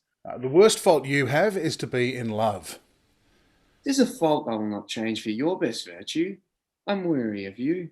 By my troth, I was seeking for a fool when I found you. He is drowned in the brook. Look but in, and you shall see him. There shall I see mine own figure. Which I take to be either a fool or a cipher. I'll tarry no longer with you. Farewell, good Signor Love. I'm glad of your departure. Adieu, Monsieur Melancholy. I will speak to him like a saucy lackey, and under that habit play the knave with him. Do you hear, Forester? Very well. What would you? I pray you, what is it o'clock? Should ask me what time of day. There's no clock in the forest. Oh, then there is no true lover in the forest, else sighing every minute and groaning every hour would detect the lazy foot of time as well as the clock. And why not the swift foot of time? Had not that been as proper? By no means, sir. Time travels in diverse paces with diverse persons. Well, I'll tell you who time ambles withal, who time trots withal, who time gallops withal, and who he stands still withal. I prithee, who doth he trot withal? Marry, he trots hard with a young maid between the contract of her marriage and the day it is solemnized. If the interim be but a se'ennight, time's pace is so hard that it seems the length of 7 years. Who ambles with time withal? With a priest that lacks Latin, and a rich man that hath not the gout. For the one sleeps easily because he cannot study, and the one lives merrily because he feels no pain, and the one lacking the burden of lean and wasteful learning, the other knowing no burden of heavy, tedious penury. These time ambles withal. Who doth he gallop withal? With a thief to the gallows, for though he go as softly as foot can fall, he thinks himself too soon there. Who stays it still withal? With lawyers in the vacation, for they sleep between term and term, and they perceive not how time moves. Where dwell you, pretty youth? With this shepherdess, my sister. Here, in the skirts of the forest, like fringe on a petticoat. Are you a native of this place? As the crony you see dwell where she is kindled. Your accent is something finer than you could purchase in so removed a dwelling. I've been told so of many, but indeed an old religious uncle of mine taught me to speak, who was in his youth an inland man. One that knew courtship too well, for there he fell in love. I have heard him read many lectures against it, and I thank God that I am not a woman to be touched with so many giddy offences, as he hath generally taxed their whole sex withal. Can you remember any of the principal evils that he laid to the charge of women? There were none principal, for they were all like one another as halfpence are. Every one told seeming monstrous till his fellow folk came to match it. I prithee, recount some of them. No. Well, I will not cast away my physic, but on those that are sick. There is a man haunts the forest that abuses our young plants with carving a Rosalind on their barks, hangs oaths upon hawthorns and elegies on brambles, all forsooth deifying the name of Rosalind. If I could meet that fancy monger, I would give him some good counsel, for he seems to have the quotation of love upon him. I am he that is so love-shaped. I pray you to tell me your remedy. There is none of my uncle's marks upon you. He taught me how to know a man in love, in which cage of rushes I'm sure you are not prisoner. What were his marks? Well, yeah, like a lean cheek, which you have not, blue eye, and sunken, which you have not, an unquestionable spirit, which you have not, a beard neglected, which you have not, but I pardon you for that, for simply having your beard as a younger brother's revenue. And then your hose should be ungartered, your bonnet unbanded, your sleeve unbuttoned, your shoe untied, and everything about you demonstrating a careless desolation. But you are no such man. You are rather point device in your accoutrements, as loving yourself as seeming the lover of any other. Fair youth, I would I could make thee believe I love. Oh, me, believe it. You may as soon make her that you love believe it, which I warrant she's apter to do than to confess she does. It is one of the points in which women still give the lie to their consciences, but in good sooth. Are you he that hangs the verses on the trees when Rosalind is so admired? I swear to thee, youth, by the white hand of Rosalind, I am that he, that unfortunate he. But are you so much in love as your rhymes speak? Neither rhyme nor reason can express how much. Love is merely a madness, and I tell you, deserves as well a dark house and a whip as madmen do. And the reason why they are not so punished and cured is that the lunacy is so ordinary that the whippers are in love too. Yet I profess curing it by counsel. Did you ever cure any so? Yes, one, and in this manner. He was to imagine me his love, his mistress, and I set him every day to woo me, at which time would I, being but a moonish youth, grieve the effeminate, changeable, longing, and liking, proud, fantastical, apish, shallow, inconstant, full of tears, full of smiles, for every passion something, and for no passion, truly anything. as boys and women are for the most part cattle of this colour, would now like him, now loathe him, then entertain him, then forswear him, now weep for him, then spit at him, that I drave my suitor from his mad humour of love to a living humour of madness, which was to forswear the full stream of the world and to live in a nook merely monastic, and thus I cured him. And this way will I take upon me to wash your liver as clean as a sound sheep's heart, that there shall not be one spot of love in it. I would not be cured, youth. Well, I would cure you, if you would but call me Rosalind, come every day to my cot, and woo me. Now by the faith of my love I will. Tell me where it is. Go with me to it, I'll show it you. And by the way, you should tell me where in the forest you live. Will you go? With all my heart, good youth. Nay, you must call me Rosalind. Come, sister, will you go?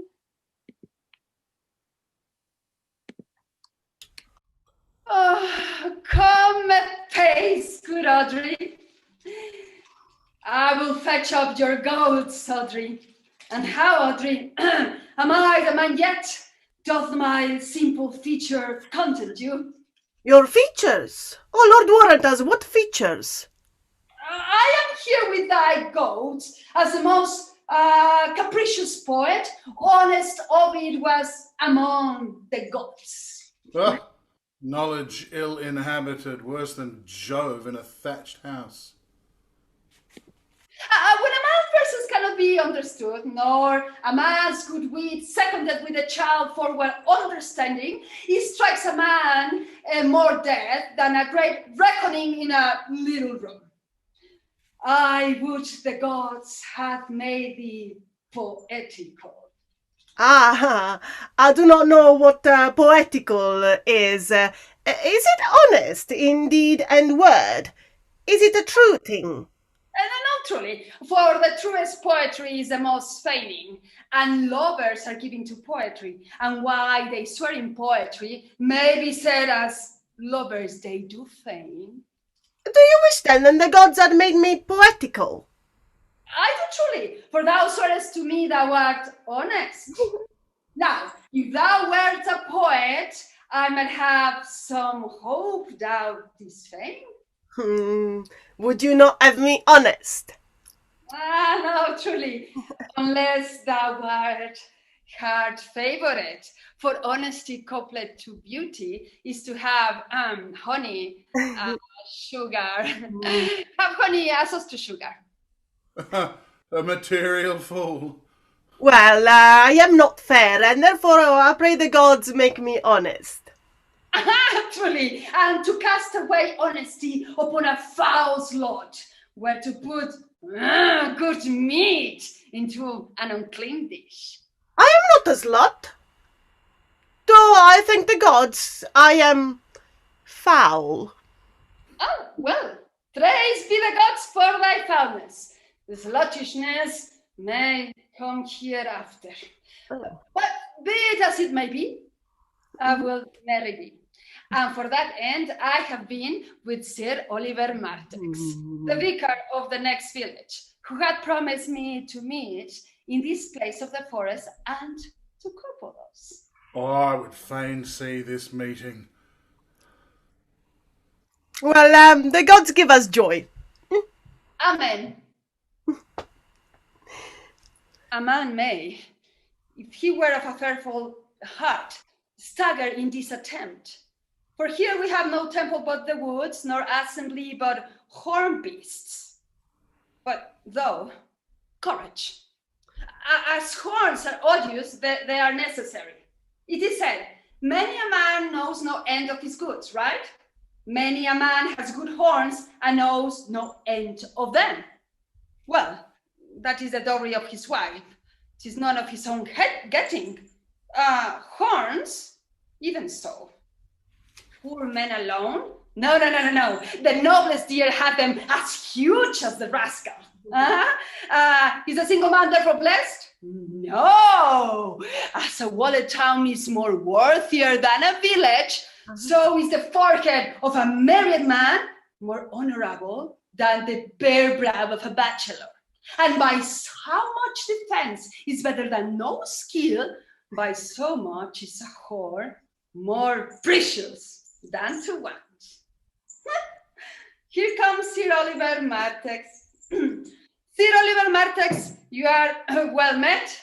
Will you dispatch us here under this tree, or shall we go with you to your chapel?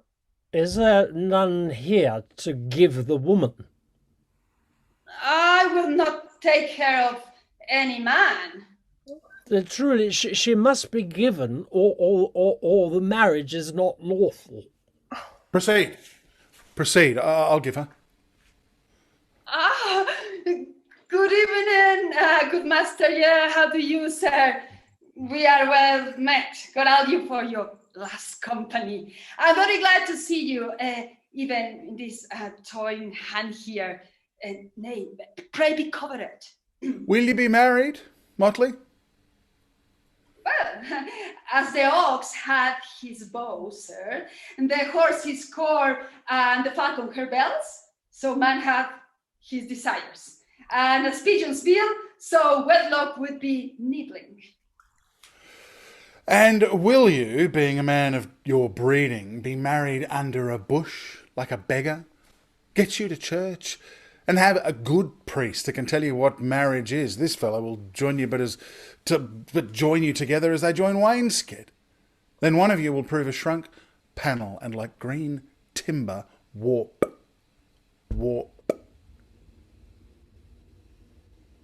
I'm not in the mind, but I were better to be married of him than of another. For he's not like to marry me well, and not being well married, it will be a good excuse for me hereafter to leave my wife. Go there with me and let me counsel thee. Come, sweet Audrey. We must be married, or we must live in battery.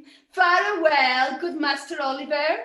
Oh, sweet Oliver, oh, brave Oliver, let me not behind thee, but win the way. Begone, I say, I will not to wedding with thee.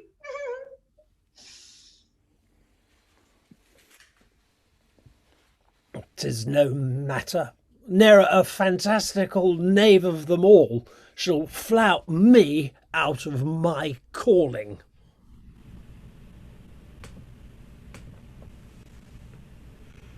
Never talk to me.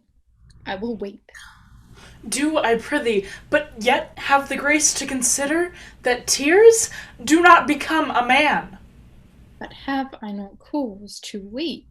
As good a cause as one would desire, therefore weep. His very hair is of the assembly colour. Something browner than Judas's. Mary, his kisses are Judas's own children. Faith, his hair is of a good colour. Oh, an excellent colour. Your chestnut was ever the only colour. And his kissing is as full of sanctity as the touch of holy bread. He hath bought a pair of cast lips of Diana. A nun of Winter's sisterhood kisses not more religiously. The very ice of chastity is in them. But why did he swear he would come this morning, and comes not? Nay, certainly, there is no truth in him. Do you think so? Yes!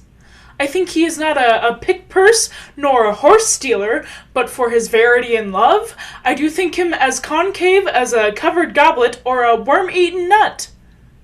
Not true in love? Yes, when he is in. But I think he is not in.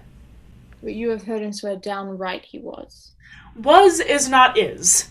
Besides, the oath of a lover is no stronger than the word of a tapster. They are both the confirmer of false reckonings. He attends here in the forest on the Duke your father. I met the Duke yesterday, and had much question with him.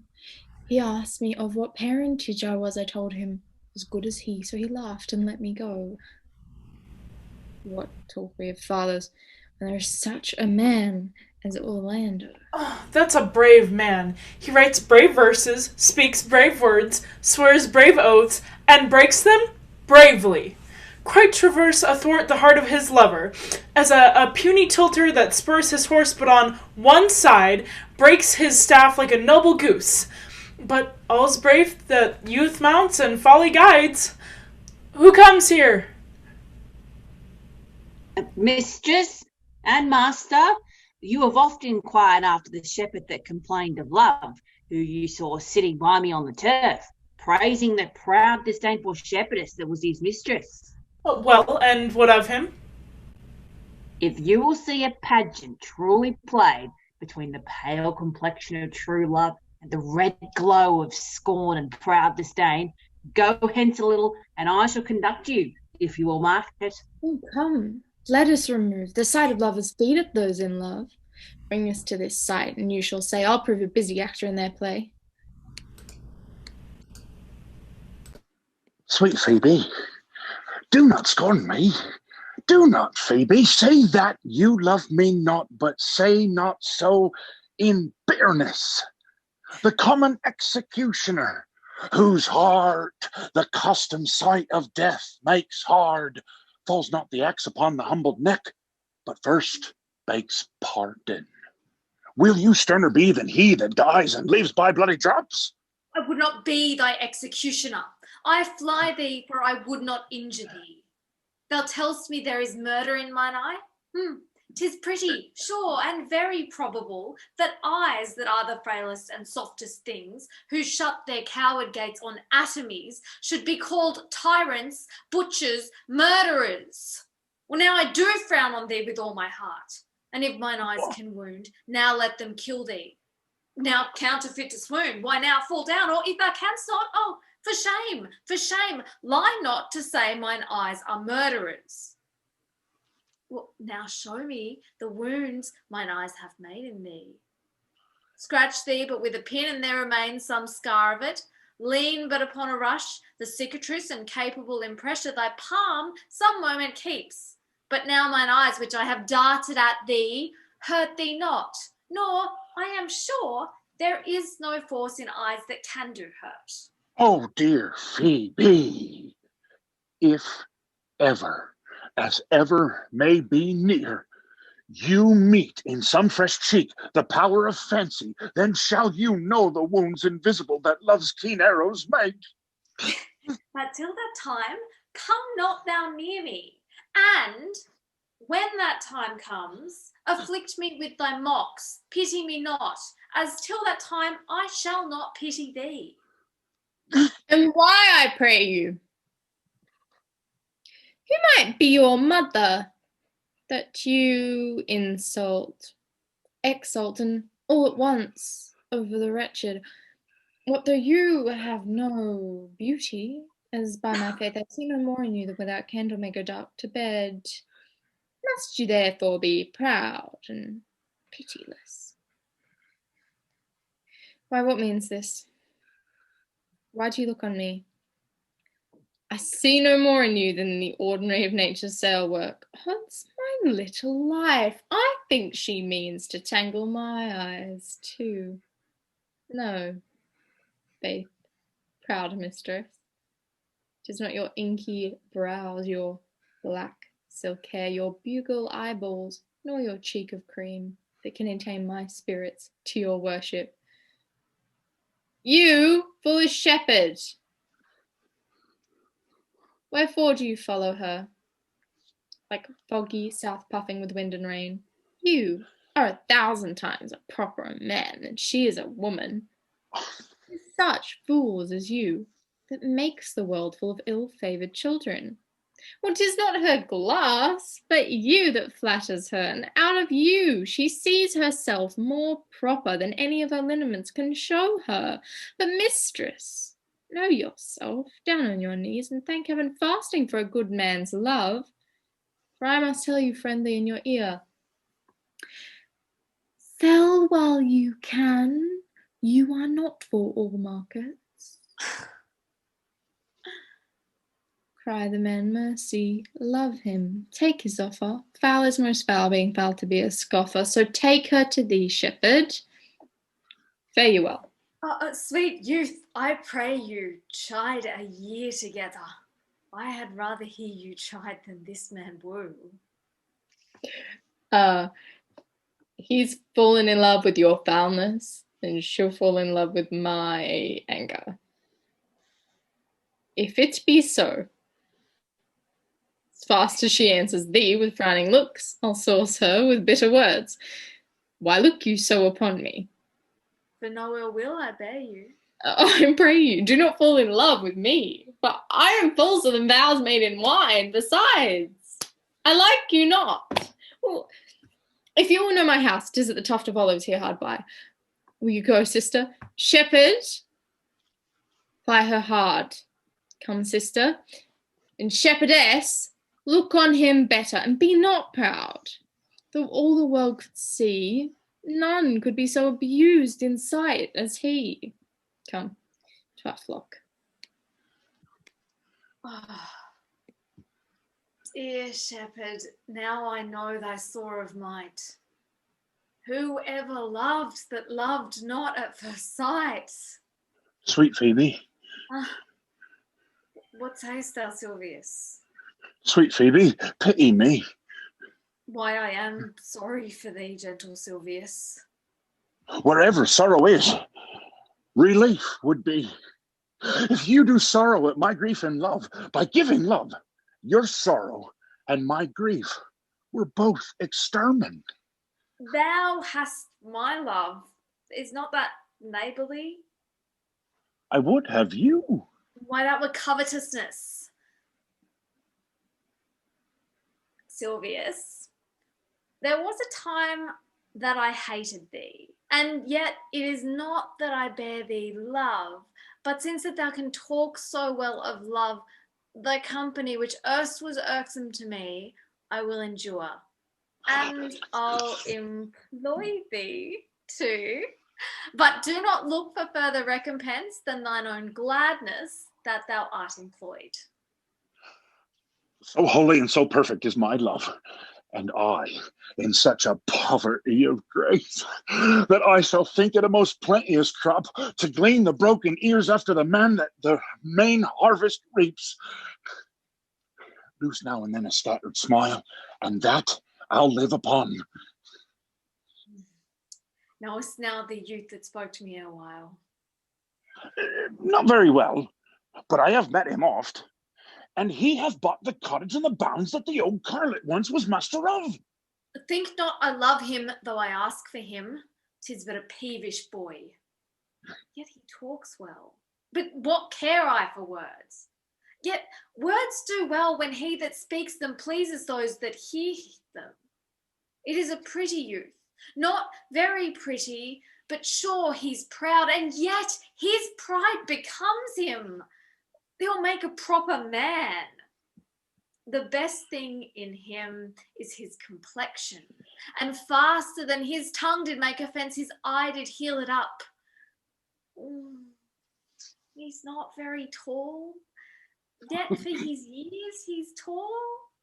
His leg is but so, and yet 'tis well. There was a pretty redness in his lip, a little riper and more lusty red than that mixed in his cheek. 'Twas just the difference between the constant red and mingled damask.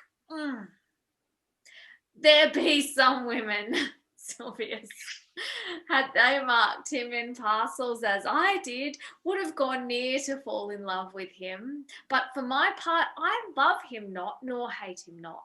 And yet I have more cause to hate him than to love him. For what had he to do to chide at me? He said mine eyes were black and my hair black, and now I am remembered scorned at me. I marvel why I answered not again. But that's all one. Admittance is no quittance. I'll write to him a very taunting letter, and thou shalt bear it. Wilt thou, Silvius? Phoebe, with all my heart. I'll write it straight. The matter's in my head and in my heart. I will be bitter with him and passing short. Go with me, Silvius. Okay. I prithee, pretty youth, let me be better acquainted with thee. They say you are a melancholy fellow. Yeah, I'm sorry, I do love it better than laughing. Well, those that are in extremity of either are abominable fellows, and betray themselves to every modern censure worse than drunkards. Yeah, why, 'tis good to be sad and say nothing. Why then 'tis good to be a post. I have neither the scholar's melancholy, which is emulation, nor the musician's, which is fantastical, nor the courtier's, which is proud, nor the soldier's, which is ambitious, nor the lawyer's, which is politic, nor the lady's, which is nice, nor the lover's, which is all these. But it is a melancholy of my own, compounded of many simples, extracted from many objects, and indeed the sundry's contemplation of my travels, in which my often rumination wraps me in a most humorous sadness. A traveller? By my faith, you have great reason to be sad. I fear you have sold your own lands to see other men's. Then, to have seen much and to have nothing is to have rich eyes and poor hands. Yes, I have gained my experience. And your experience makes you sad. I had rather have a fool to make me merry than experience to make me sad, and to travel for it too. Good day and happiness, dear Rosalind. Nay, then, God be with you when you're talking blank verse. Well, farewell, monsieur traveller. Look you lisp and wear strange suits. Disable all the benefits of your own country. Be out of love with your nativity and almost chide God for making you that countenance you are. For I will scarce think you have swum in a gondola. Why, how now, Orlando? Where have you been all this while? You, a lover, and you serve me such another trick, never come in my sight more. My fair Rosalind, I come within an hour of my promise. Break an hour's promise. In love.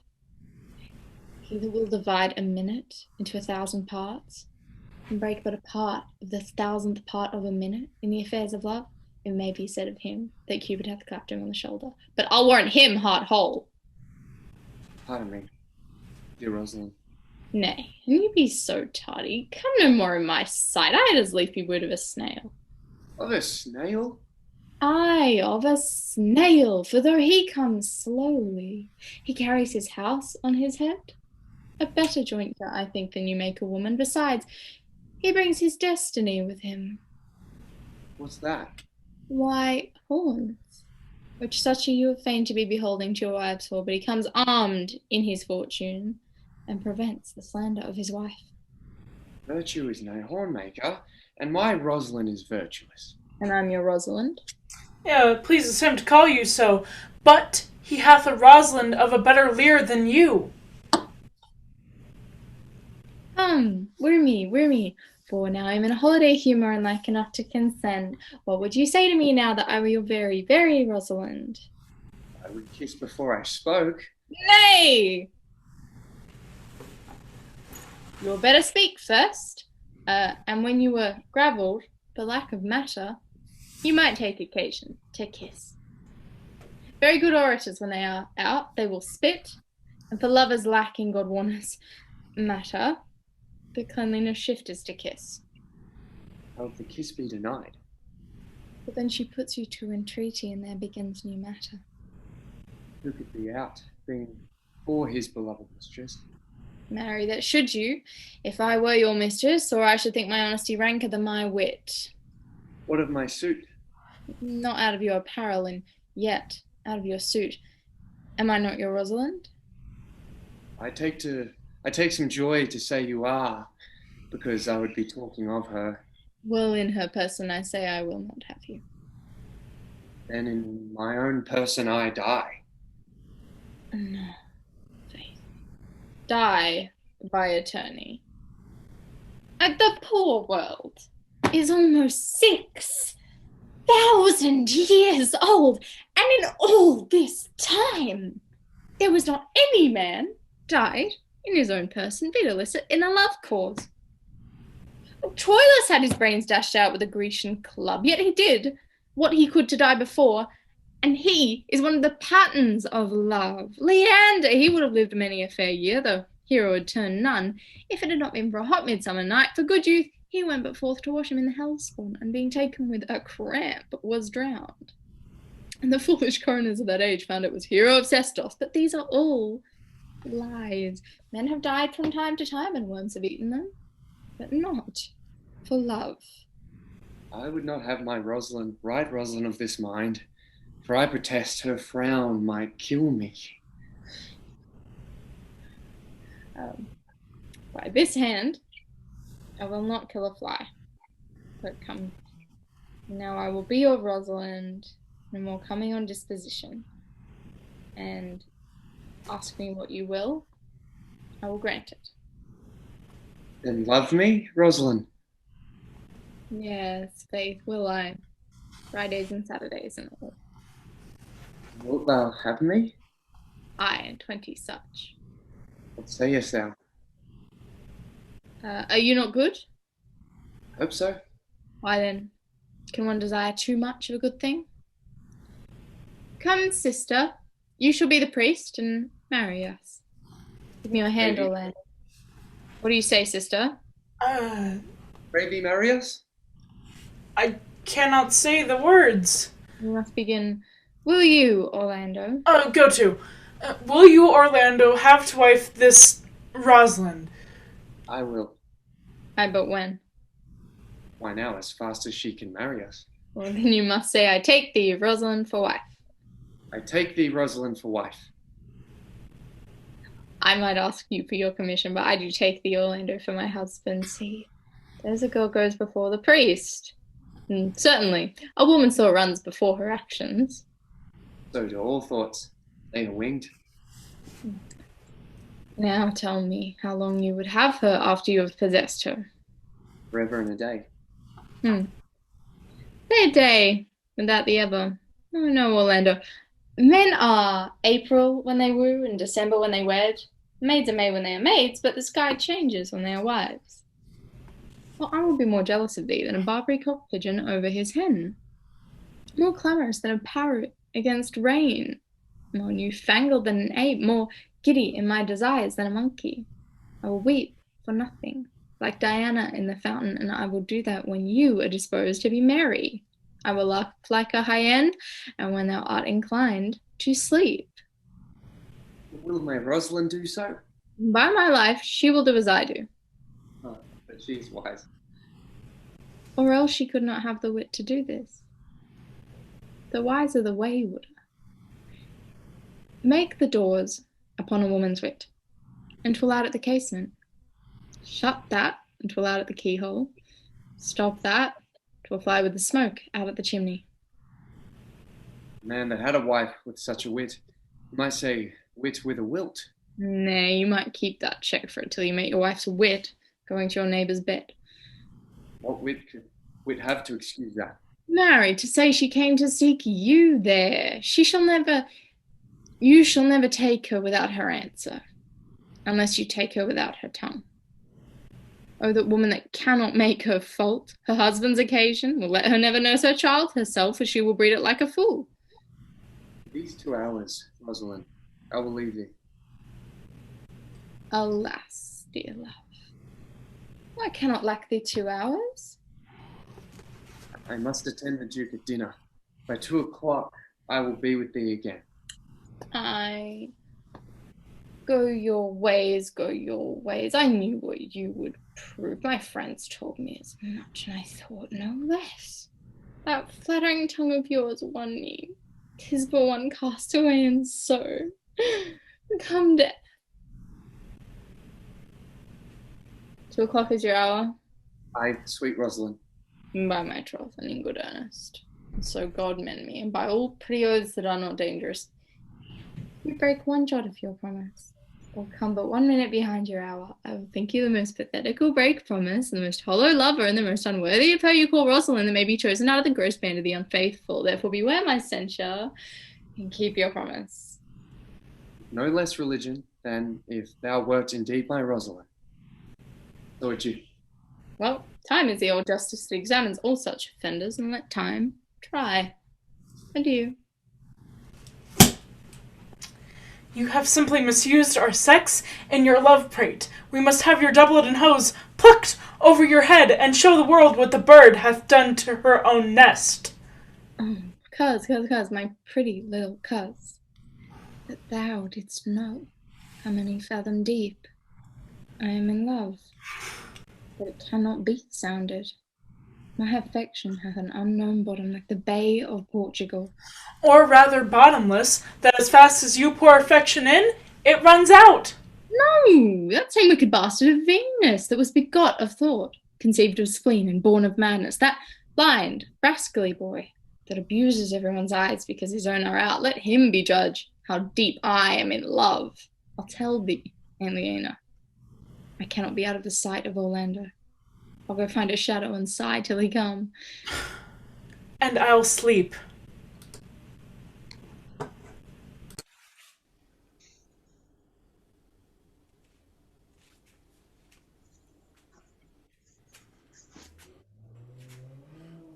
Which is he that killed the deer? Sir, 'twas I.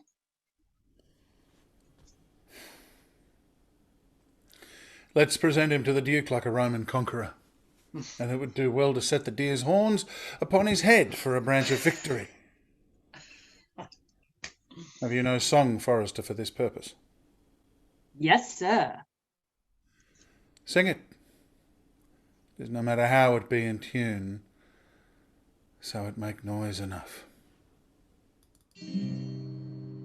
What shall he have that killed the deer? His leather skin and horns to wear. Then sing him home. The rest shall bear this burden.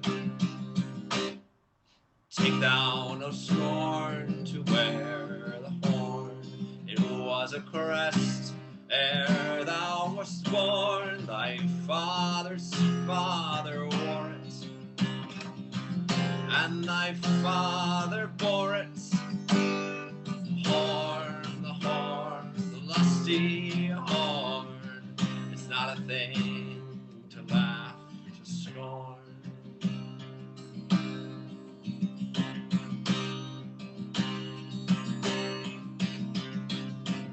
Then sing him home.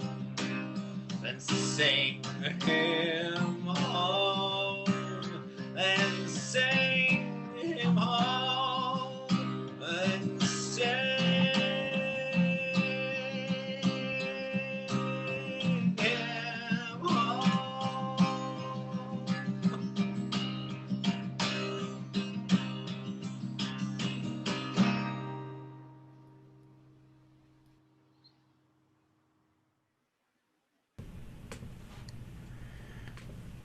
How say you now, is it not past 2 o'clock? I'm here, much Orlando. I warrant you with pure love and troubled brain, he hath ta'en his bow and arrows and gone forth to sleep. Look, who comes here?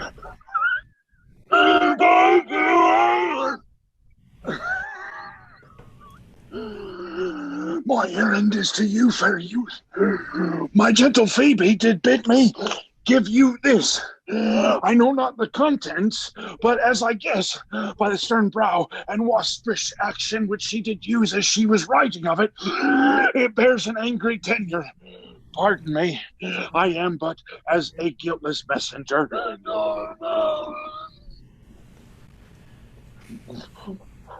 Patience herself would startle at this letter and play the swagger, bear this barrel. She says I'm not fair, that I lack manners. She calls me proud, and that she could not love me, were man as rare as phoenix, or odds my will. Her love is not the hare that I do hunt. Why write she so to me? Well, shepherd, well, this is a letter of your own device. No, I protest, I know not the contents. Phoebe did write it. Come, you're a fool, and turned into the extremity of love. I saw her hand. She has a leathern hand, a freestone-coloured hand. I verily did think her all gloves were on, but 'twas her hands. She has a housewife hand, but that's no matter. I say she never did invent this letter. This is a man's invention, and his hand. Sir, it is hers. It is a boisterous and cruel stylist offer challenges where she defies me like Turk to Christian. A woman's gentle brain could not draw forth such giant rude inventions, such Ethiop words, blacker in their effect than in their countenance. Will you hear the letter? Oh, so please you, for I never heard it yet heard too much of Phoebe's cruelty. Phoebe's me, mark how the tyrant writes. Art thou God to shepherd turned, that a maiden's heart hath burned? Can a woman rail thus? Call you this railing? Why thy God had laid apart, wash thou with a woman's heart. Did you ever hear such railing? Whiles the eye of man did woo me, that could do no vengeance to me, meaning me a beast. If the scorn of your bright eye have the power to raise such love in mine, alack, in me what strange effect would they work in mild aspect, whiles you chid me, I did love. That then might your prayers move. He that brings this love to thee little knows this love in me, and by him seal up thy mind, whether that thy youth and kind will the faithful offer take of me, and all that I can make, or else him by my love deny, and then I'll study how to die. Call you this chiding? Oh, alas, poor shepherd. Oh, do you pity him? No, he deserves no pity. I mean, without love, such a woman, what, to make me an instrument, play false strains upon thee, not to be endured. Go your way to her, for I see love hath made thee a tame snake. And say this to her, that if she love me, I charge her to love thee. And if she will not, I will never have her unless thou entreat for her. If you be a true lover, hence, and not a word, for here comes more company. Good morrow, fair ones.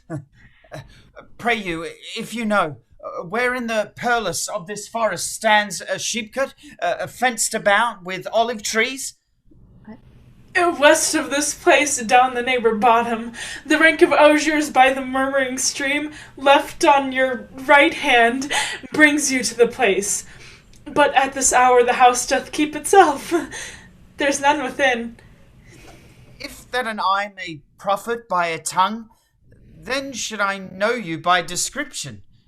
Such garments and such years. The boy is fair, of female favour, and bestows himself like a ripe sister. The woman, low and browner than her brother. Are not you the owner of the house I did inquire for? It is no boast being asked to say we are. Well, Orlando doth commend him to you both, and to that youth he calls his Rosalind he sends this bloody napkin. Are you he? I am. What must we understand by this? Some of my shame. If you will know of me what man I am, and how and why and where this handkerchief was stained. I pray you tell it. When last the young Orlando parted from you, he left a promise to return again within an hour, and pacing through the forest, chewing the food of sweet and bitter fancy, lo, what befell? He threw his eye aside, and mark what object did present itself. Under an oak, whose boughs were mossed with age, and high-top bold with dry antiquity, a wretched, ragged man, all grown with hair, lay sleeping on his back. About his neck, a green and gilded snake had wreathed itself, who, with her head nimble in threats, approached the opening of his mouth. But suddenly, seeing Orlando, it unlinked itself, and with indented glides did slip away into a bush, under which bush's shade a lioness with udders all drawn dry lay couching, head on ground, with cat-like watch, when that the sleeping man should stir.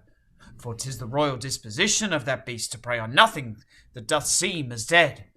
With this scene, Orlando did approach the man, and found that it was his brother, his elder brother.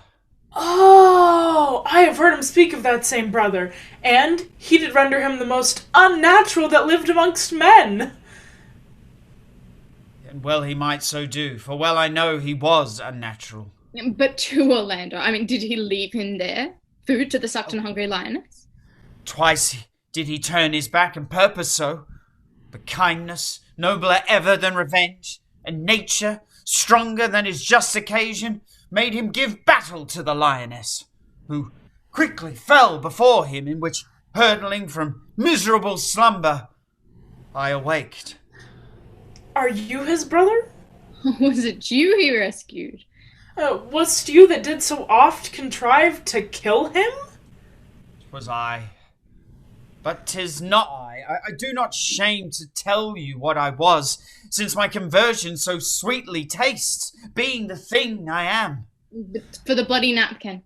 Oh, by and by, when from the first to last betwixt us two tears our recountments had most kindly bathed, as how I came into that desert place, in brief he led me to the gentle Duke, who gave me fresh array and entertainment, committing me unto my brother's love, who led me instantly unto his cave. There stripped himself, and here upon his arm the lioness had torn away some flesh, which all this while had bled, and now he fainted and cried, in fainting upon his Rosalind. Brief recovered him, bound up his wound, and after some small space, being strong at heart, he sent me hither, a stranger as I am, to tell this story that you might excuse his broken promise, and to give this napkin dyed in his blood unto the shepherd youth that he in sport doth call his Rosalind. Why, how now, Ganymede! Sweet Ganymede!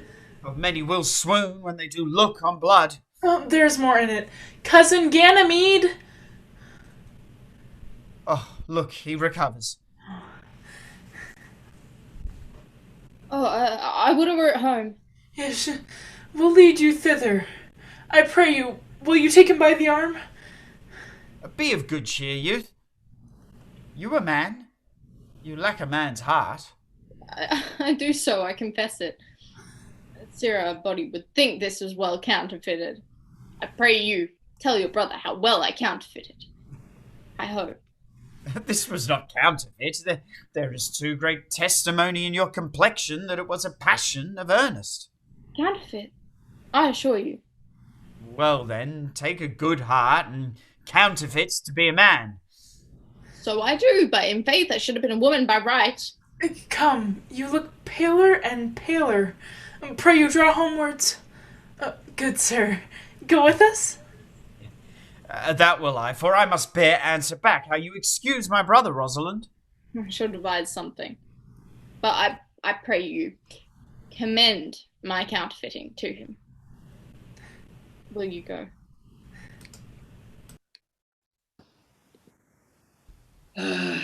We shall find a time, Audrey. Patience, gentle Audrey, patience. Wait, the priest was good enough for all the old gentlemen's saying. A most wicked Sir Oliver, a most vile MARTEXT, but Audrey, there is a youth here in the forest lays claim to you. Aye, I know it is. He has no interest in me in the world.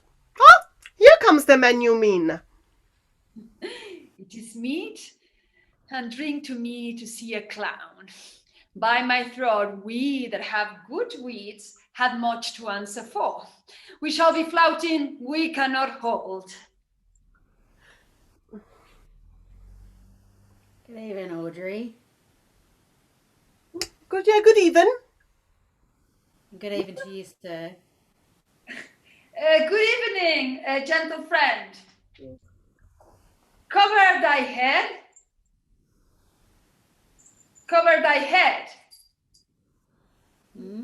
Nay, pretty be covered. How old are you, friend? Oh, 25, sir. A ripe age. Is thy name William? William, sir. A fair name. Was born in the forest here. Aye, sir. Thank God. Oh, thank God. A good answer. Art rich? Aye, sir, so. So is good is very good, very excellent good, and yet it is not. It is but so. Are thou wise? Oh, aye, sir. I have a pretty wit. Why, thou sayest well. I do not remember a saying, the fool doth think he is wise, but the wise man knows himself to be a fool. The hidden philosopher, when he had the desire to eat a grape, he would open his lips and put it into his mouth, meaning thereby that grapes are meant to eat and lips to open. You do love this maid? I do, sir. Give me the hand. Art thou learned? No, sir. Then learn this of me. To have is to have, for it is a figure in rhetoric that drink being poured out of a cup into a glass by filling the one doth empty the other. For all your writers do consent that ipse is he, you are not ipse, for I am he. Which he, sir? He, sir, that must marry this woman. Therefore you, clown, abandon, which in the vulgar is leave, the society, which in the boorish is company, of this female, which in the common is woman, which together is abandon the society of this female, or clown, thou perishest, or to thy better understanding, diest, or to will I kill thee, make thee away, translate thy life into death, and thy liberty into bondage. I will deal in thee with poison, or in bastinato, or in steel. I will bind thee in factual. I will enroll thee with policy. I will kill thee 150 ways. Therefore, tremble and depart. Do good, William. Oh, God rest you merry, sir. Oi, our master and mistress seeks you. Come away, away. Tripodry, I attend.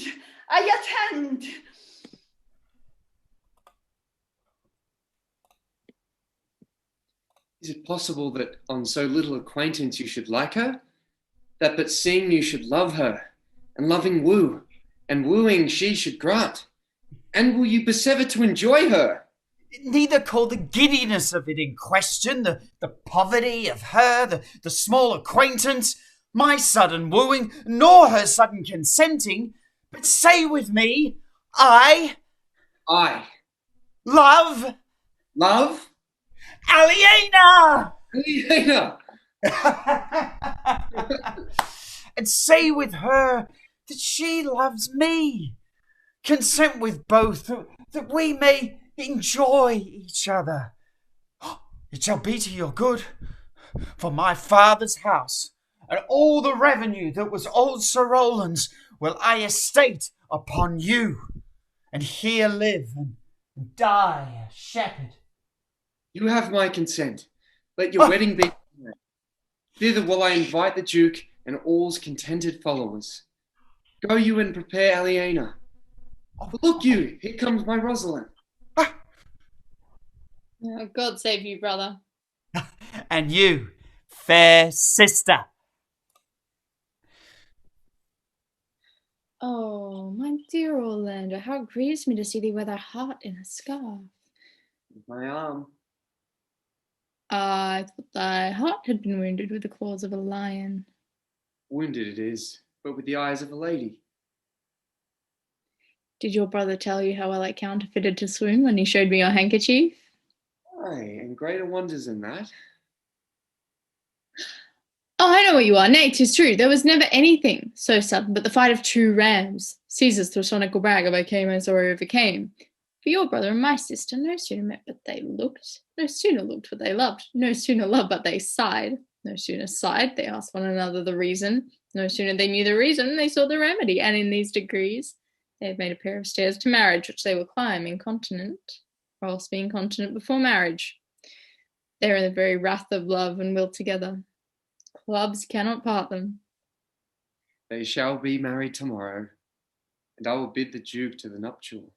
But how bitter a thing it is to look into happiness through another man's eyes. By so much the more shall I tomorrow be at the height of heart heaviness, by how much I shall think my brother happy in having what he wishes for. Why then tomorrow I cannot serve turn for Rosalind.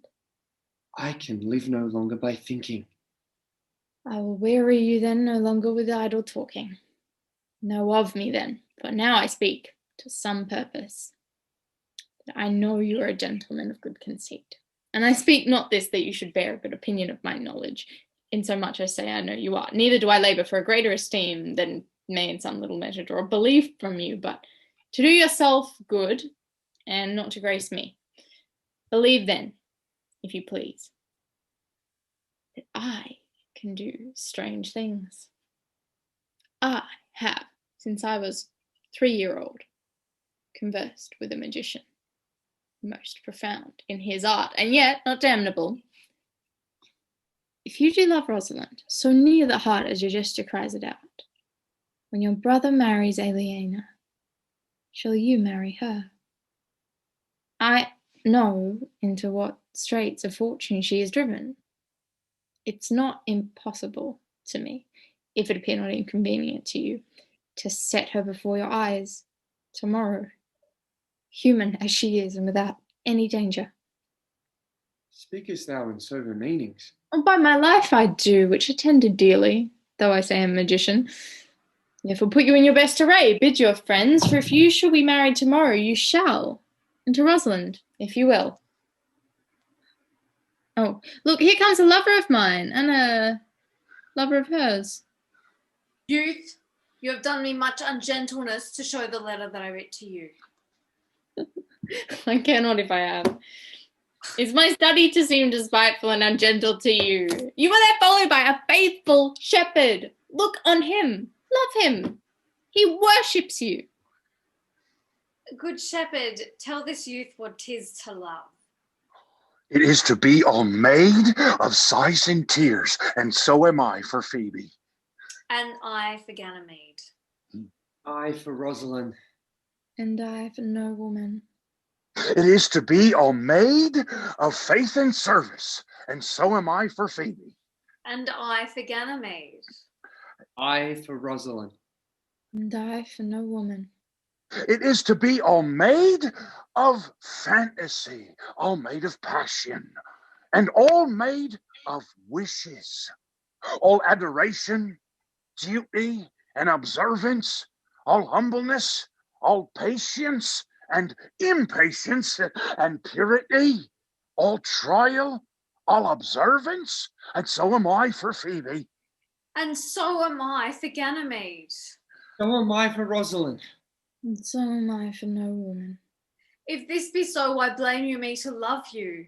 If this be so, why blame you me to love you? If this be so, why blame you me to love you? Who do you speak to? Why blame her. you me to love you? To her that is not here, nor doth not hear. I pray you no more of this. It's like the howling of Irish wolves against the moon. I will help you if I can. I would love you if I could. Tomorrow meet me all together. I will marry you if ever I marry woman, and I'll be married tomorrow. I will satisfy you if ever I satisfy man, and you shall be married tomorrow. I will content you if what pleases you contents you, and you shall be married tomorrow. As you love Rosalind, meet. As you love Phoebe, meet. And as I love no woman, I'll meet. So fare you well. I have left you commands. I'll not fail if I live. Nor I. Nor I.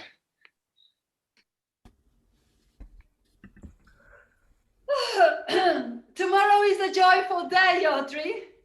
Tomorrow will we be married. I do desire it with all my heart, and I do hope it is no dishonest desire to be a woman of the world. Oh, here comes two of the banished Duke's pages. The well met, honest gentlemen. By my throw, well met. Come, sit, and song. We are for you. Sit in the middle. Shall we clap into it roundly, without talking or spitting or saying we are horse, which are the only prologues to a bad voice? If faith, in faith, and both in a tune, like two gypsies on a horse.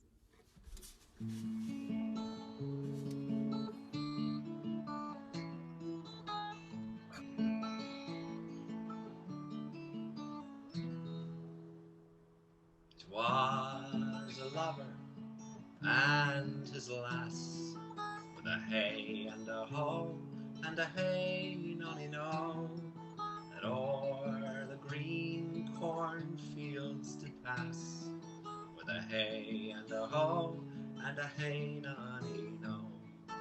For in the springtime, the only pretty ring time, when birds do sing, hey ding-a-ding-ding.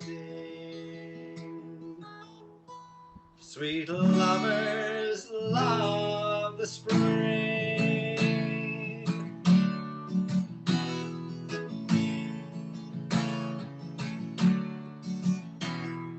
Between the acres of the rye, with a hey and a ho and a hey nonny no, these pretty country folks would lie, with a hey and a ho and a hey nonny no. For in the springtime, the only pretty ring time, when birds do sing, hey ding-a-ding-ding. Sweet lovers love the spring.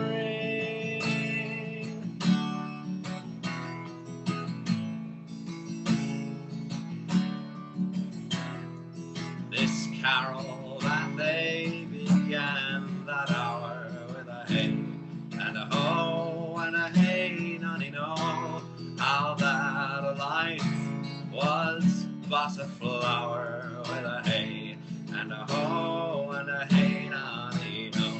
For in the springtime, the only pretty ring time, when birds do sing, hey ding-a-ding-ding.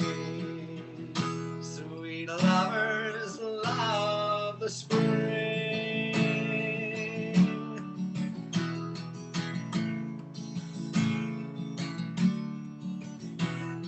And therefore take the present time, with a hey and a ho and a hey nonny no. For love is crowned with the prime, with a hey and a ho and a hey nonny no. For in the springtime, the only pretty ring time, when birds do sing, hey ding-a-ding-ding. Sweet lovers love, sweet lovers love, sweet lovers love the spring.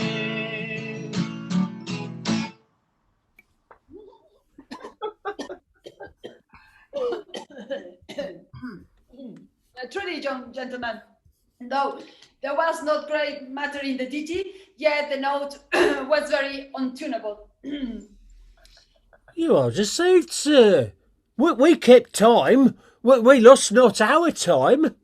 By my throw, yes, uncounted but time lost to hear such a foolish song. God be with you, and God mend your voices. Come, Audrey. Dost thou believe, Orlando, that the boy can do all this that he hath promised? I sometimes do believe and sometimes do not, as those that fear they hope and know they fear. Patience once more, whiles our compact is urged. You say if I bring in your Rosalind, you will bestow her on Orlando here. That would I. Had I kingdoms to give with her. And you say you will have her when I bring her. That would I, were I of all kingdoms king. You say you'll marry me if I be willing. That will I, should I die the hour after. But if you do refuse to marry me, you'll give yourself to this most faithful shepherd. So is the bargain. You say you'll have Phoebe if she will. Though to have her in death were both one thing. I have promised to make all this matter even. Keep your word, O Duke, to give your daughter, you yours, Orlando, to receive his daughter. Keep your word, Phoebe, that you'll marry me, or else refusing me, to wed the shepherd. Keep your word, Silvius, that you'll marry her, if she refuse me. From hence I go, to make these doubts all even. I do remember in this shepherd boy some lively touches of my daughter's favour. My lord, the first time that I ever saw him, methought he was a brother to your daughter. But my good lord, this boy is forest-born, and hath been tutored in the rudiments of many desperate studies by his uncle, whom he reports to be a great magician, obscured in the circle of this forest.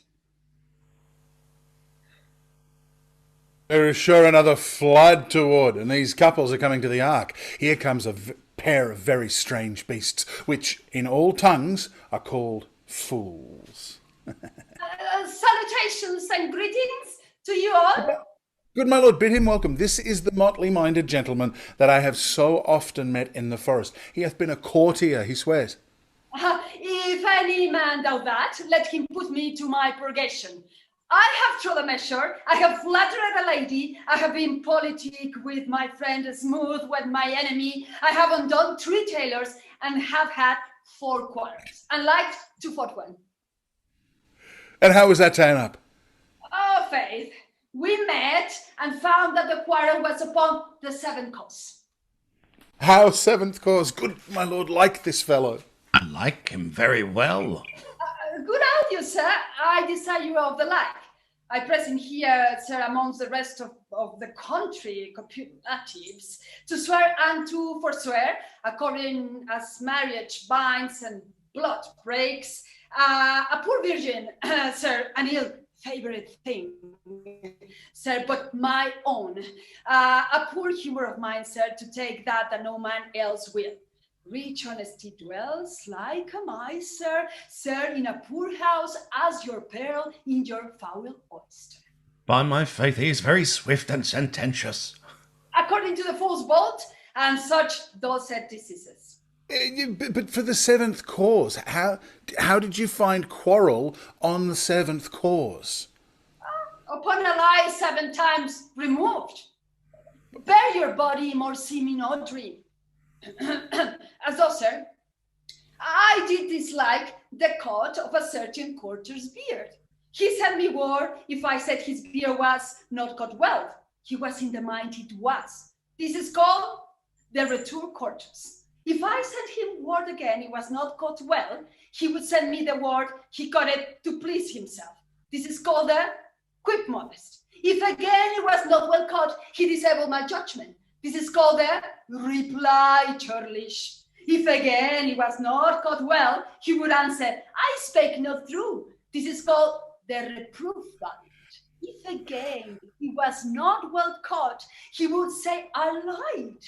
This is called the countercheck quarrelsome, and so to the lie direct and the lie circumstantial.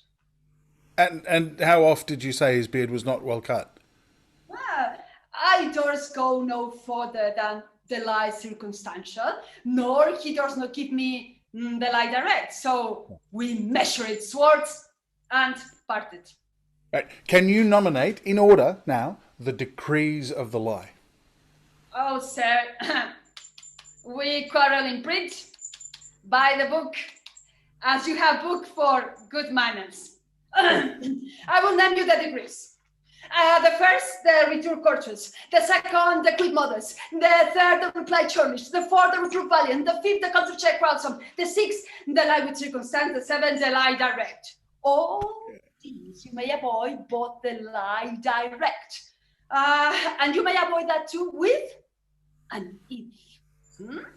I knew when semi-justices could not make up a quarrel, but when the parties were met themselves, one of them thought of an if.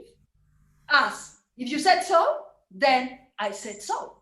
And they shook hands and swore brothers. Your if is the only peacemaker. Much virtue in if. Is not this a rare fellow, my lord? He's as good as anything, and yet a fool. He uses his folly like a stalking horse, and under the presentation of that he shoots his wit.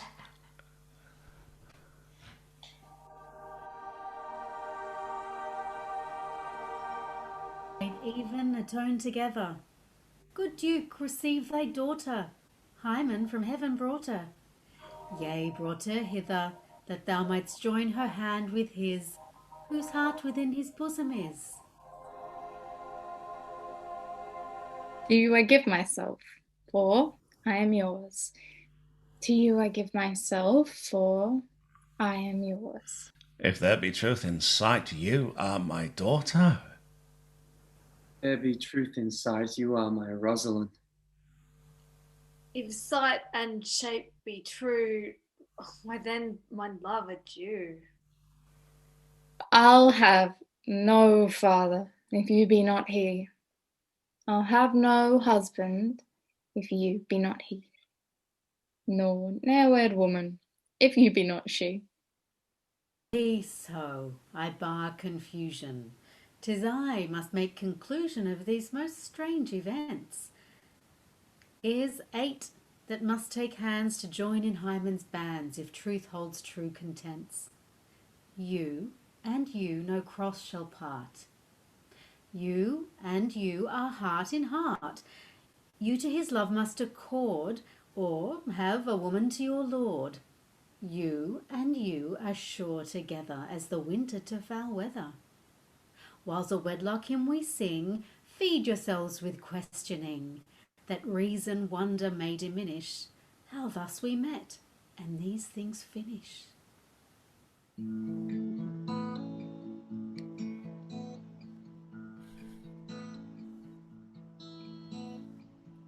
Wedding is great Juno's crown.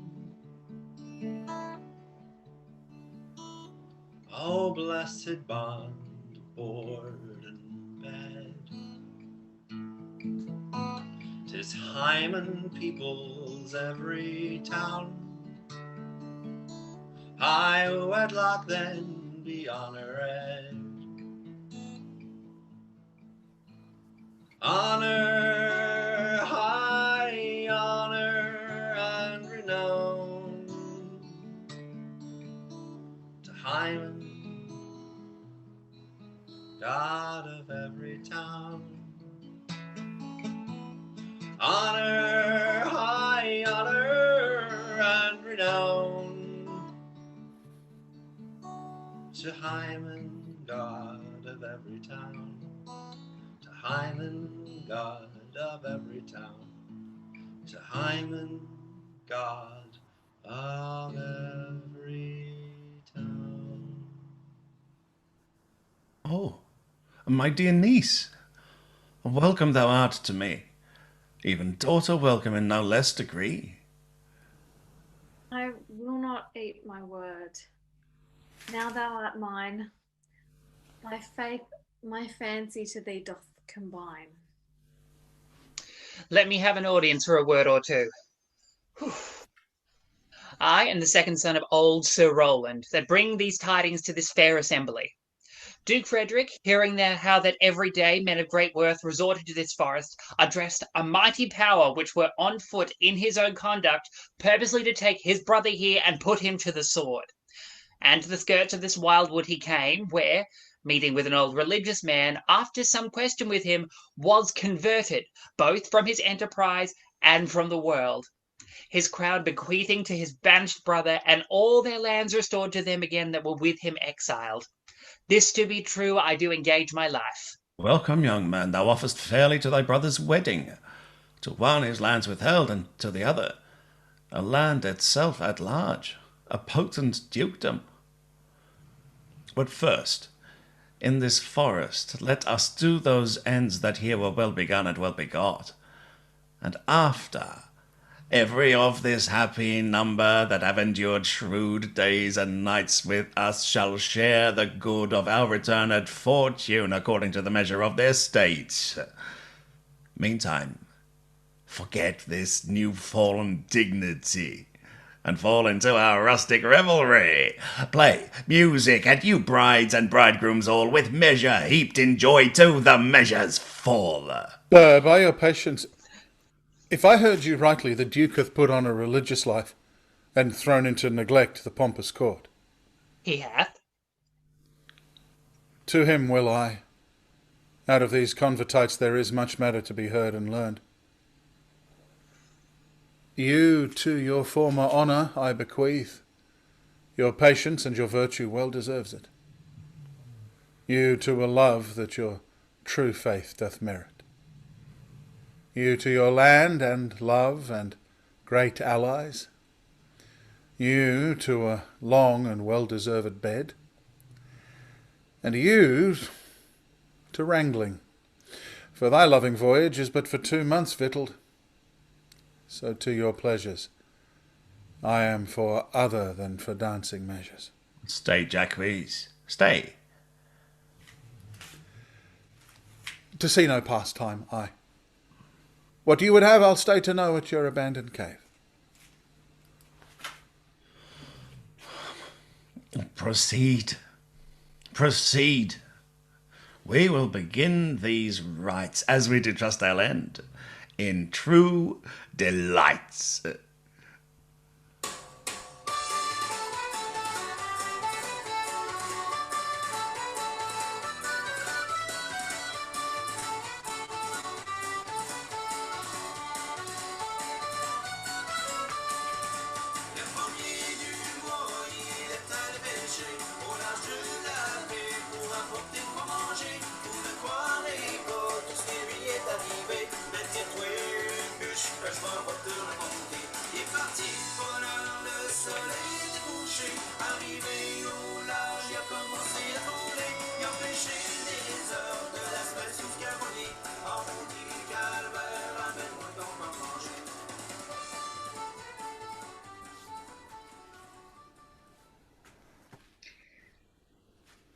It is not the fashion to see the lady the epilogue, but it is no more unhandsome than to see the lord the prologue. If it be true that good wine needs no bush, 'tis true that a good play needs no epilogue, yet to good wine they do use good bushes, and good plays prove the better by the help of good epilogues. What a case am I in then, that am neither a good epilogue nor can insinuate with you in the behalf of a good play? For I am not furnished like a beggar, therefore to beg will not become me. My way is to conjure you, and I'll begin with the women. I charge you, O women, for the love you bear to men, to like as much of this play as please you. And I charge you, O men, for the love you bear to women, as I perceive by your simpering none of you hates them. Though between you and the women the play may please. If I were a woman, I would kiss as many of you as had beards that pleased me, complexions that liked me, and breaths that I defied not. And I am sure, as many as have good beards, or good faces, or sweet breaths, will, for my kind offer, when I make curtsy, bid me farewell.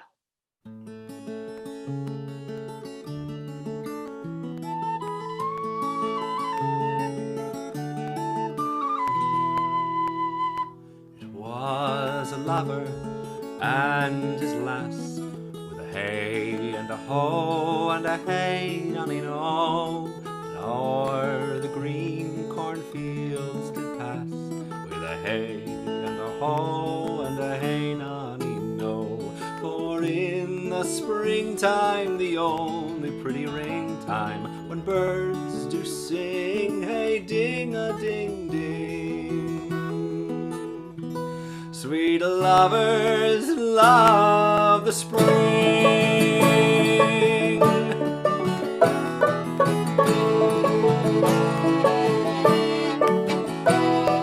Therefore take the present hour with a hey and a ho and a hey nonny no. How that a life was but a flower, with a hey and a ho and a hey nonny no.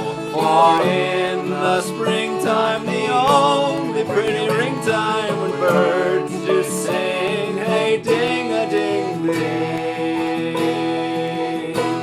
Sweet lovers love the spring. Sweet lovers love the spring.